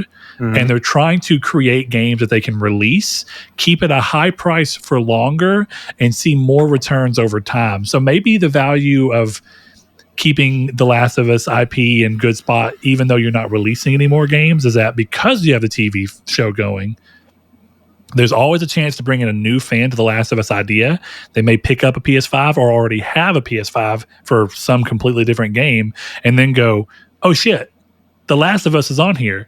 and it's $40 or it's $60 or it's $70 still, and I'm just going to buy it anyway because I'm really into this IP right now. And really, that's far more valuable than getting people to buy that game at $20 2 years afterwards. If you can get people to want to buy the game full price later on, like people still do to this day with Breath of the Wild, that's what you want. But very few people can manage that. Exactly. So it'll be interesting to see. Well, maybe one day it will be interesting to see. I don't know, man. I guess let's run the show off with this because I do think there's something to be said here. We've talked a lot about a lot of developers that have iconic IP that has been dormant for a long time. And I think you and I have both made no qualms that there's a lot of IP we would like to see return. Silent Hill is actually one of those right now, returning with a developer that has no connection to the series before, and it seems to be being fairly celebrated. So I guess what I want to ask you is, while I get what you're saying, and I do think there's a lot of value to the IP being tied back to the teams that made it, do you think that there's a point in which the IP becomes dormant for long enough or important enough, or potentially important enough, that you'd still be like, hey, we're going to let Mercury Steam make a new Metroid game? We're going to let Bandai Namco make a Smash Brothers game instead of having it developed in-house like we did with the previous ones. When is it okay? Well, realistically, because there's a lot of Sony IP that's just not being used. And I get what you're saying, right? Is like, well, the IP has got a lot of value tied to the people. But what's the value of IP if it just sits dormant for forever? Like, at what point is it okay to start interacting with it again? Like, we're seeing Tomb Raider remasters right now, right? Legacy of Kain remasters. That's a way to interact with the IP without having to taint it necessarily. Well, though you still can, right? Grand Theft Auto's remasters were not very good. True. I mean, for me, I think that, first of all, I think Infamous died the second Disney walked into Insomniac, for the record. Like that, to me, that's the moment it was dead. So, because Infamous can never sell as well as a Spider-Man game's going to. Well, yeah. Why would you make a superhero game? Why would you make your own superhero game instead of making games with the superheroes? You know what I mean? It's literally it's like somebody handed you a Spider-Man toy and you went, "No, I want the one I have at my house." Like, no, it's not really how it works. But I just think it depends on. I don't necessarily have a good answer. I just think that in a lot of ways you don't want to piss off your studios, and maybe they're just like, listen, like we created Infamous, we value Infamous, we want to be the ones who work on it. Or if we don't, we want to have enough time to be able to help and watch how it progresses. So the reality is maybe Sony wants Insomniac in there as not Insomniac or Sucker Punch wants them to be there to consult, but they don't have the time, and you'd rather get Ghost of Yotai and have something else be made. I don't think there's an expiration or a date where it's like, okay, it's now Sony public domain. You know what I mean? Like I don't think that's what it is. I just think it's a matter of right opportunity, right time. I think that Sony at a certain point, if they were like, hey, Insomniac wants to make an Infamous game, or Firewalk pulled the Sanzaru and they made the first 10 hours of a new Infamous game, and it's fucking incredible, and we're going to make it. I don't think that that's against it, but I think when you look at something like, is it worth maybe upsetting Sucker Punch and potentially making a bad Infamous game to just farm it out to someone else? Is it worth taking a risk on Bloober Team? You know what I mean? In this case, yes, but what happens when they make Blair Witch instead of Silent Hill 2? And I think that's a lot of the concern for me, is like, people love Infamous, people want it back, but people also have expectations of what Infamous is. And I think there's value in your IPs leaving them in the closet.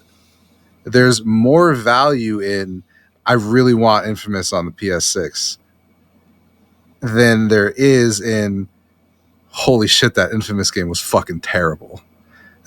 I agree with that. The risk of ruining an IP permanently rather than just leaving it alone is an issue.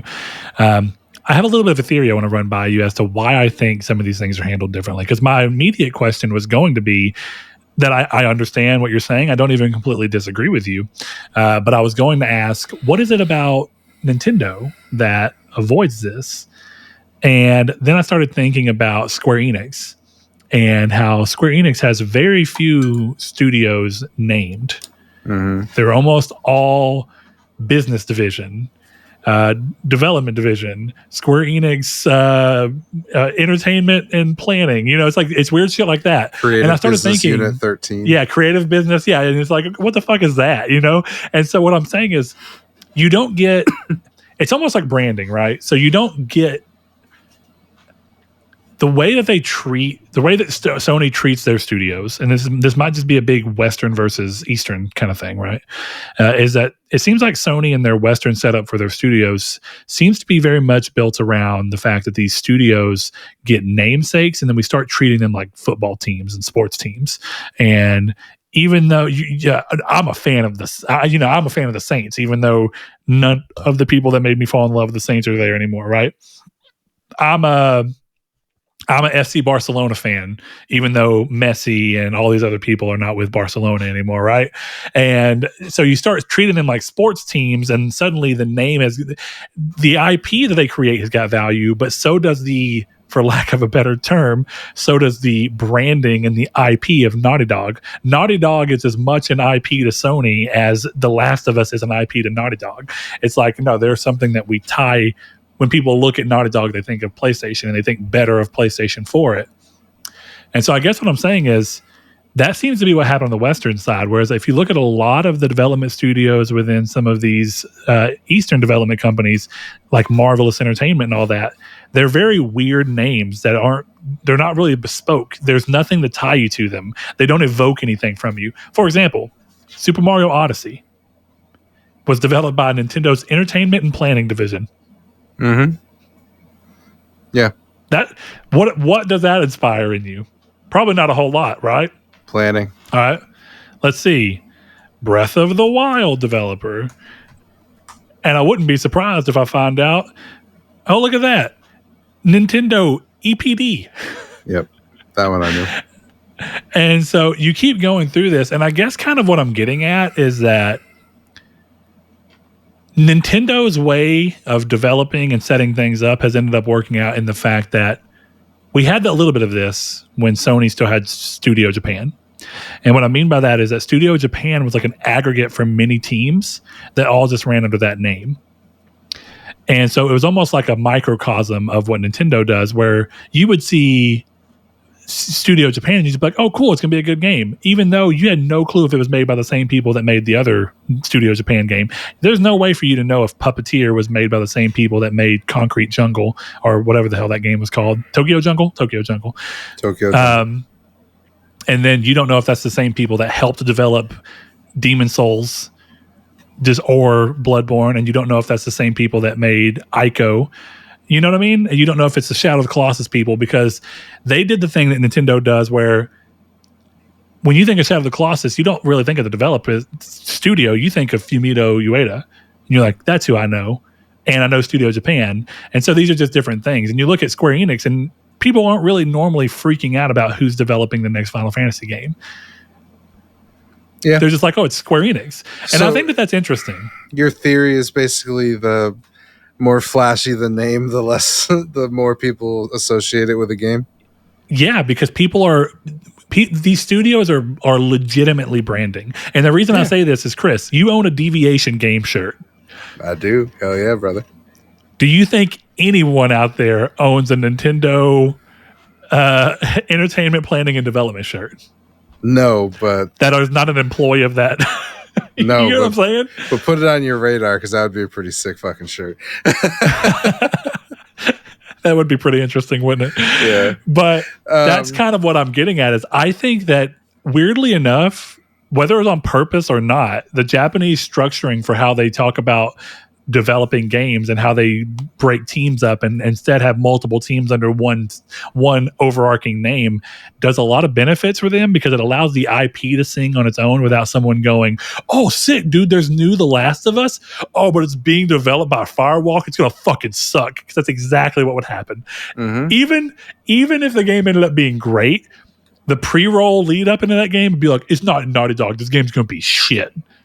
That's I think is a mixture of where our knowledge of games and how they're made being as little as it is, but being able to tie names to it, you're immediately going to have shit to talk about. And now there's a little bit of disproving of my theory, because nobody talks shit on Bend making an Uncharted game realistically, but at the same time, everybody treats that game like a stepchild. Excuse me. It was also a Vita game, so it was not a, for lack of a better word, it was not a serious game. You know? Yeah. So I think there's degrees of potentially correct things in what you're saying. I don't know. I wouldn't be surprised if, you know, the biggest thing was like if Rockstar was called Take-Two Creative Business Unit, yeah, you could get away with a lot more random people working in there. But I do wonder if we were, you know, Nintendo podcast, you know, left and right Joy-Con or whatever we would call it. You know, if we were a Nintendo podcast, I think we would be more aware of those developers. Because even think about us, like I know who Creative Business Unit 13 is, you know. So I think it depends on what sort of, but I think you also understand what I'm saying in that even though we do know those names, realistically, I can't tell you which games that Creative Business Unit made, if I'm being dead honest with you. Yeah. And what's more important is that if you actually look at Kingdom Hearts, for example, and you look at which studios internally developed the different Kingdom Hearts games, they're different almost every time. And the reason I think that's important is because it shows that games being developed with a commonality, and the commonality for Kingdom Hearts is Tetsuya Nomura and a few key people who are in charge of making sure the lore is kept up and stuff like that. But who you actually put on developing it outside of that can clearly change massively. And I'll tell you right now, I don't know which studio made Birth by Sleep. I don't know which one made Kingdom Hearts Chain of Memories. I don't know which one made Kingdom Hearts 2 or 1. But I can tell you that Birth by Sleep was one of my favorite Kingdom Hearts games. Kingdom Hearts 1 is my favorite Kingdom Hearts game. I don't know which team within Square made it. All I need to know is that there's a new Kingdom Hearts game coming out, and the quality of the series as a whole leads me to believe that it's probably going to be good. Yeah, so then that's an issue of expectation setting by the publisher more than anything else, right? So like you can go into and expectation setting from us, the fans. But not if we're setting expectations on Naughty Dog, you know what I'm saying? Yeah, but those expectations, like the best way I can think about this, right, is like in baseball terms, right? Square Enix is a scrappy team with not a lot of all-stars. Right. Okay. Square Enix is, you know, hey, they're the Kansas City Royals who scraped by and got into the playoffs this year, did really well, but eventually the big name team, the Yankees, who have, you know, Aaron Judge, Naughty Dog, that kind of thing, right?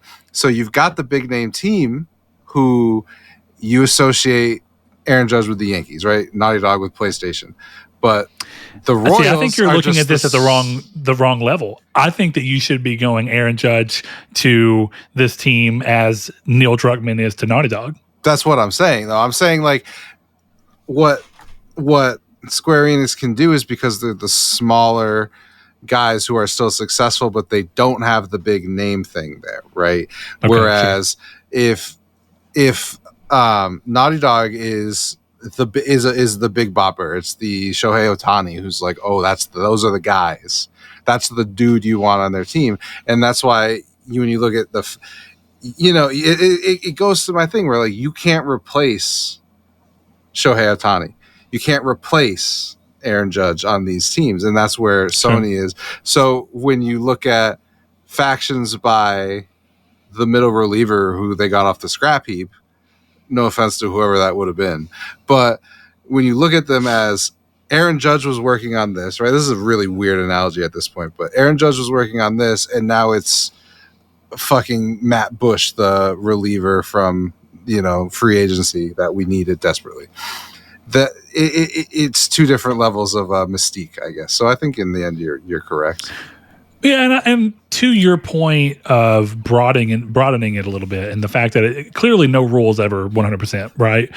I think it is worth noting that, like, it's not to say that there aren't people inseparable, because I think we all understand that the moment Konami announced a new Metal Gear game without Kojima, everybody was like, "Fuck that," You know what I'm saying? And that comes from the fact that people do romanticize Kojima. Kojima is in all intents and which, to be fair, he had a main studio. It was Kojima Productions. Yeah. And so I can actually see where removing him and then trying to have another and trying to be like, hey, Kojima Productions is, we've renamed them and now they're doing this, is not going to go over well. I get that. And so, like I said, there are still Japanese studios, like even going back to Konami and Silent Hill, right? That was Team Silent. They actually did have an internal name, but it goes to show that not everyone is the same, but there are there's a lot of Japanese companies that choose not to aggrandize the development team's names. And really what I'm saying is they allow all of their teams within these development things, right? Because if you look, and the fact that Mario Odyssey and Legend of Zelda Breath of the Wild are made by the same studio or the same business department within Nintendo goes to show you that there's multiple teams making games within that single department, and that's not even the only department making games. And so what gets interesting is, realistically, we know that the same people who were making up Mario Odyssey are not the same people that were making Breath of the Wild, and yet they're under the same name because we're not trying to aggrandize and move up this singular studio name. These are just a bunch of teams that are all very effective making great games, and we're not weighing you down behind who's making it. And I know that I play into that all the time. I do love Sucker Punch. I do love Naughty Dog. I do love all these teams. But I guess what I'm kind of learning about right now is that there's probably more value in separating yourself to some degree from loving something just because of the name attached to it, because it can get you fucked up, which is exactly what happened with BioWare. So exactly. You're right. It's a very weird conversation because there's no real telling. I just do think, like we've kind of circled around and around, is that it's all about name recognition. And to a degree, like even in the analogy I was making, right, a Royals fan knows who's on the Royals. True. But everybody knows who Aaron Judge is, and I think that goes kind of back to the point where everyone knows who Ohtani is. And it's one of those things where it's like, do you know who the developer of Bohemia Interactive is? Nope, no clue. Yeah, I do, because I fucking love Vigor, right? But that's like the point I'm making. You've never heard of them. I've played like 40 hours of their game, right? And I love it. Yeah. So it's yeah, and I think it's something to be said, because it's kind of like how I have no clue besides name recognition, which is something to be said, right? I don't care about baseball at all, but I can tell you who Barry Bonds is, Mark McGwire is, Derek Jeter. I can throw out names, and I can, for the most part, tell you what teams that these people were on, or at least at the time where they were their biggest, I could tell you what teams they were on. Tell me. Okay. Was Mark McGwire on the Cardinals? Uh-huh. Really? Yeah. Or at least at a time? At a time, yeah. Okay. Jeter was the New York Yankees. There you go. Okay. That's correct. Bonds is the one I'm the least certain on, but I also feel like he was in New York.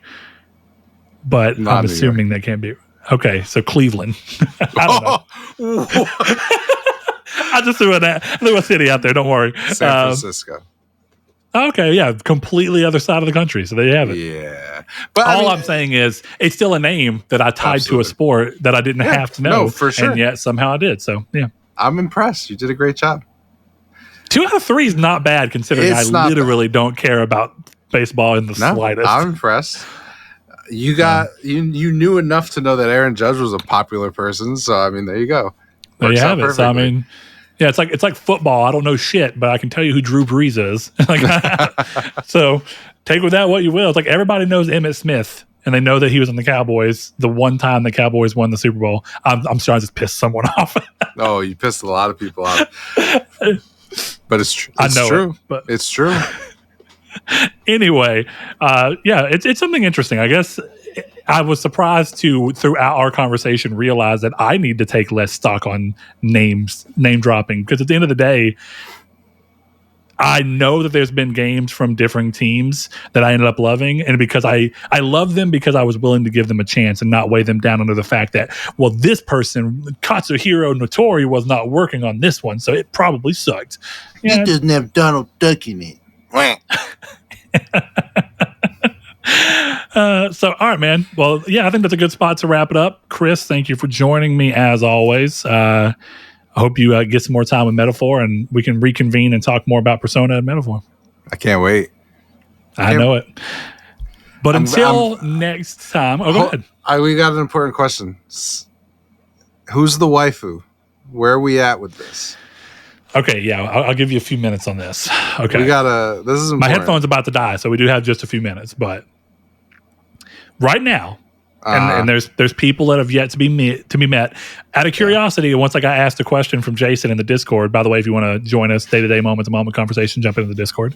Jason asked, he said he was curious who I was going to romance, and I know that there's a bunch of people I've not met, so I decided to look up who all is romanceable in the game, and there's one girl that I've not met yet who very likely could be on there. I can't remember her name, so I won't say. Is it Makoto? Makoto's the girl, if I'm not mistaken, that is the student council head, right? Yeah. I've already met her. Oh, okay. You meet her real early game. I don't know. I really don't know. Dark, kind of like that dark purpley hair, longer. Oh yeah. Yeah. Seems like a piece. But here's the thing. That's strictly looks. I have no personality attached to it, so that's a problem. But I like Takemi. Or Tay, whatever you call it. That's my current front runner. But my curiosity was I didn't know for sure if I could because I am a high schooler and she is an adult. And I just realized whenever I went through that list that she is an option. So I'm glad to see that because I'm going to tell you I have a sneak one in here, and that is I can't think of her name right now because the Becky part is in my head. Oh, Hifumi. Yeah, whoever. Yeah, you know what I'm talking about. Yeah, the maid service. Yep. I realized pretty quickly who it was, but I was like, bro, how is in this scenario? Dude, the maid service after I'm glad we can use that. After the beginning of that game. Yeah. 20 hours later, they're like, by the way. She's just nice about it. Yeah, but at least she's cool about it. Right. But yeah, and here's the thing. I had that thought in my head of like, I think I can because the game allows me to respond as though I am asking for more. And I haven't yet, but I was like, why is she kind of bad in the maid outfit? Yeah, I almost went that route, but I will never not romance Tate Takemi in these video games. I did learn one other thing of interest by looking at that list. Yeah. And that is that you can romance multiple people, which I did not know. You can romance every person, yeah. It seems, well, you can have, I should say this. It's not that you can romance every person, because of course, but you can have multiple romantic partners in a single playthrough. Yeah. That was the part that got me. And I was like, okay, that's not too surprising. But what was a little surprising is that if you do so, it may not necessarily play out very well for you. It does not. It doesn't play out terribly, though, because you still get to choose one. I mean, that's pretty cool. But listen. I just thought it was interesting. I was like, huh. But yeah, I was very much sure because I also want to say real quick, it is kind of weird thinking about who you want to romance in a game that's clearly about teenagers. But here's the wrinkle in that. I am not sure how old my character is supposed to be in that. The age of consent in Japan is significantly lower than it is in America. And should I, in the context of the world of living in Japan in this game, should I feel weird that in this game I'm clearly supposed to be connecting? Like if On were to be the person I was feeling like I wanted to romance, should I feel weird about that? No. As an adult? No, looking and thinking of her as a high school student? Or is it okay because I'm macking on her through the lens of an equal aged high school student, or because if I were to go to Japan, she would probably be the age. See, there's a lot of rough questions in here. I'm gonna pretend you didn't say the last one, and I'm not saying that's what I'm going toward, but I'm saying that it does complicate matters, does it not? No, for me, it was just one of those things where I'm like, this is the point of the story I'm playing. I mean, because true. It's a natural progression of the social link that you go with. See, and that's why me primarily aiming towards Tay and the maid, I was like, well, at least it's both adults. But is someone wrong for playing the game and genuinely loving? Because here's the thing: some people get into these games to a point where they're like, no, I legitimately love that character. Are they wrong for loving what is intended to be a high school student? And I don't know the answer to that because they're not real, first of all. Yeah, I guess it's a complicated moral question. I think if you're let me ask you this. I have an interesting wrinkle in here. Okay. We rewatched, I think we may have had this conversation lightly before, but we rewatched Boy Meets World not long ago, right? Mm-hmm. And I remember growing up, I had a huge crush on Topanga. As I'm rewatching it, I'm like, damn, Topanga's still fine, which is a weird thing to think, but I know that what's happening is my brain is like, do you remember when you were age appropriate to look at her and consider this person fine? That's why you think she's fine. You get what I'm saying? Like, I don't but I wouldn't watch, okay, great example. Girl Meets World came out on Disney, and I didn't look at Riley and go, Riley's kind of fine. That thought never crossed my mind. Yeah. You get what I'm saying? Because I was not in the age for that. So the question becomes similar here.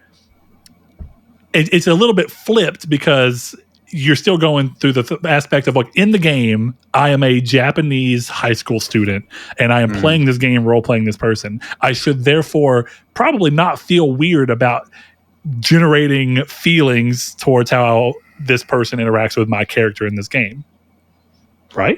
Yeah, I mean, all I know is I immediately gravitated to the hot doctor. So I mean, dude, me too. Immediately, I was like, because I didn't realize. This is what you got to remember. At some point in time, my brain did know that was from, because I remember there was a card you sent me when we were messing around with stuff that was clearly meant to be her, and I had enough wherewithal to be like, I know that this is Persona, I think, but I don't know exactly who. And as soon as she came up on screen, I was like, oh, okay. And then she's also quirky and which, I mean, what I mean this genuinely. What girl in that game is not quirky?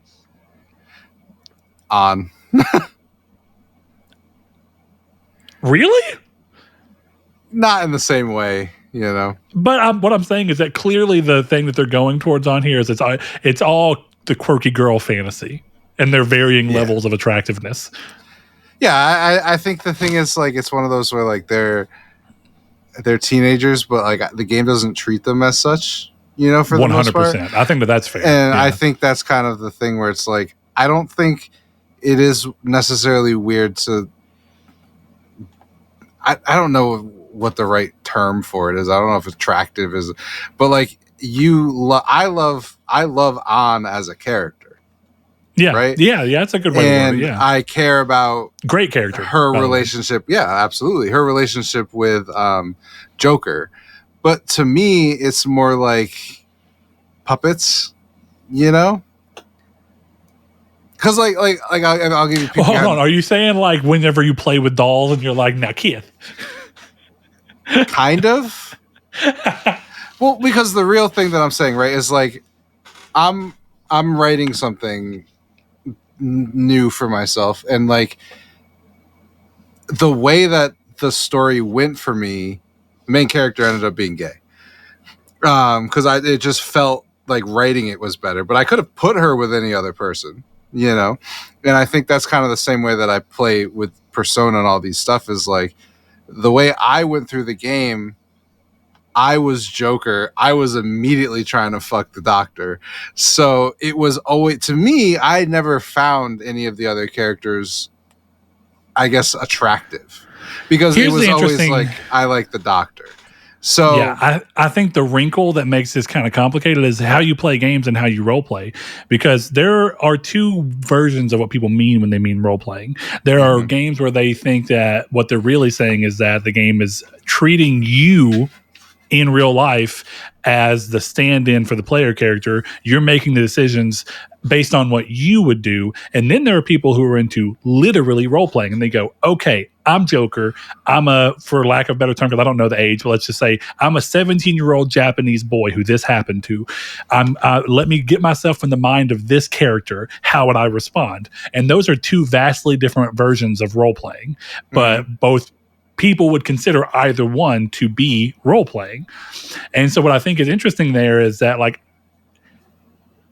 if you're making the connections because you're the one playing Joker, but you're making the decisions based off of your feelings and not how you think Joker would feel. And I want to be honest, Persona and the way that they give you this character and the fact that he's so silent and has very few options, doesn't get to talk very often at all. And when he does get to talk, you're choosing what he's saying.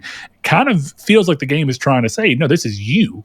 This is you and your relationship with An and with Tay and with, Makoto and all these different people. And so in that sense, I guess you have to kind of look at it as like, well, I guess I am technically making a decision to have to want to pursue romance with a high school student, if that's the person who catches my fancy in that game.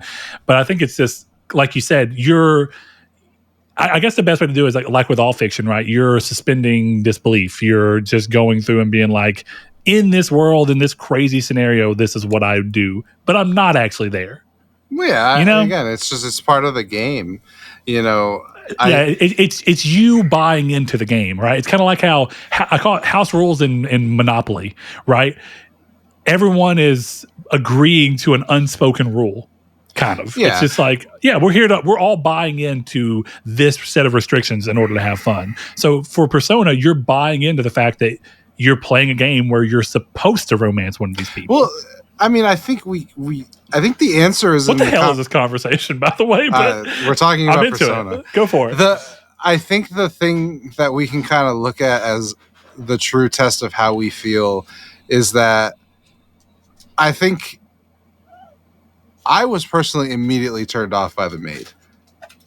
Not because it wasn't like an attractive character or anything like that, but because it was, to me, entirely inappropriate for the character of Joker. Yeah, fair enough. So I think a lot of the psychology of playing Persona and the way that you play it is like, Joker's in high school. It makes sense for me to be looking at the high school characters that I'm playing with as a match for the high schooler, right? So that's the thing. Obviously, I'm a hypocrite because it's Tay Takemi over everybody.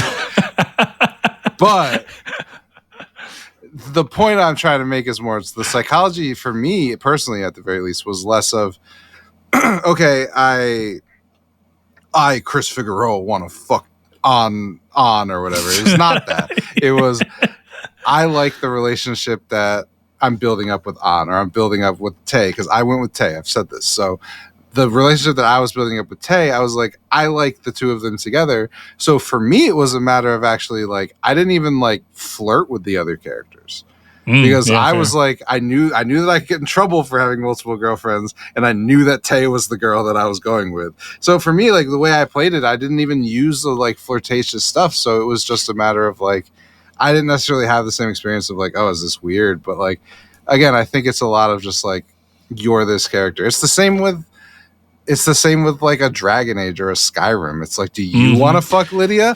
I don't want to fuck Lydia. She looks like she smells, but my main character also smells, and it works out for them.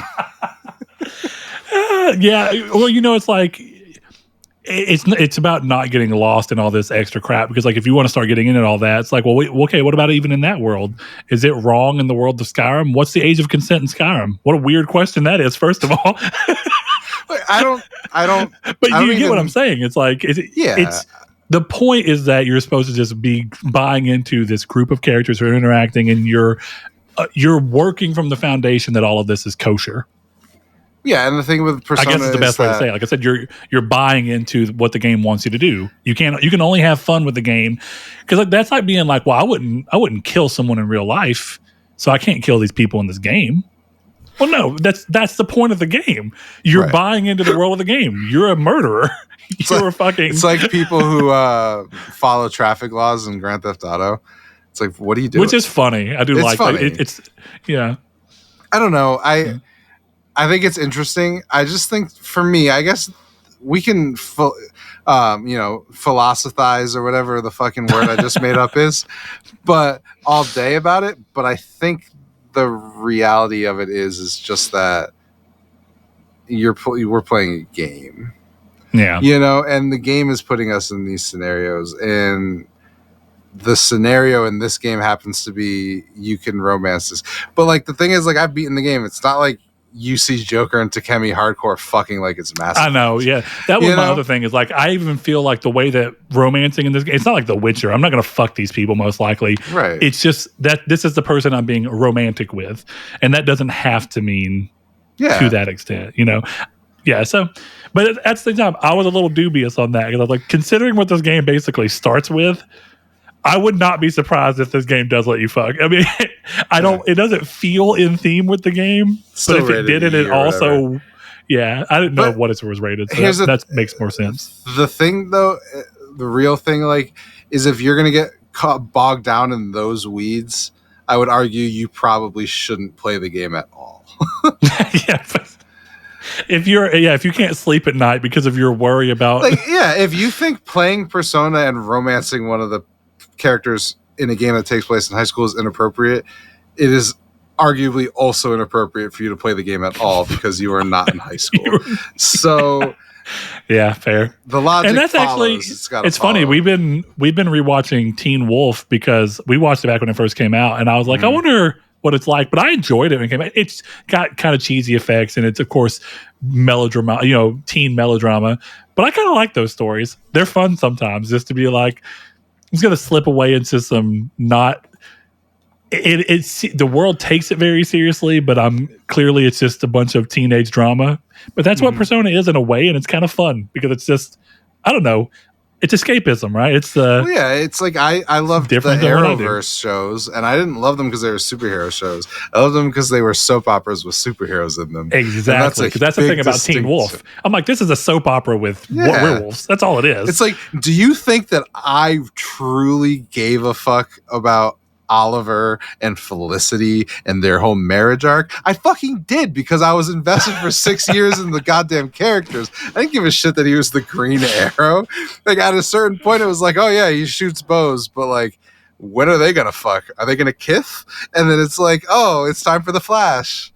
I really like the Flash. Like, it was just, it's more, I became the drama. It was like, oh my God, Barry's child is here. Oh my God, they get married. Like, it was. And what I love about it is that people who get into that, and don't wrong, I'm not saying you're wrong for this, but these are the same people that'd be like, I'd never watch Days of Our Lives, but you're just watching Days of Our Lives disguised as something else. Dude, my mom has been watching Young and the Restless since I was in her stomach. I know Young and the Restless forever. It is a great show where kids have sex with a woman. Their dad has sex with the same woman. The kid and the dad fight. The kid and the woman fight. The kid fucks the woman. Then the dad fucks the woman. And then the kid and the dad fight. That's the whole arc. I'm telling you that Nick and Victor and Phyllis and all of them have fucked like thousands of times in the 30 years that this show has been going on. Oh, wait for the penultimate conclusion. Wait for the penultimate conclusion when they fight. the dad fucks the woman fucks the child, the dad and the man fight, and then the dad and the man fuck. Wait, what? Dude, there was a point where these two characters had a baby, right? When I was a kid, these two characters had a baby, and then like recently, I was watching my mom watch it, and I was like, "Oh, who's that character?" He's like, "Oh, that's Cassie," and I'm like, "Oh, who's Cassie?" And she was like, "Oh, remember the baby from 15 years ago? It's fucking her." That's wild. The best part, though, about soap operas is I remember this vividly because it was my first experience with a crossover, where Young and the Restless crossed over with Bold and the Beautiful. Oh God. They had a business meeting together. It was the Avengers of soap operas. Yeah. It was like they had a guy opening up a portal in the elevator of their fashion whatever place, and then another fashion mogul walked out from a different. Oh my God. Soap operas are so Chris, dumb. it's beeping in my ear. I got to get off here before this thing dies. But it was fun as always. Want to shout out to our patrons who have continued to listen to us talk about this shit for 30 minutes. As always, if you want to support us with more than just your time, which we are very thankful for, head over to patreon.com/Nartech and consider giving as little as $1 per month to support the show.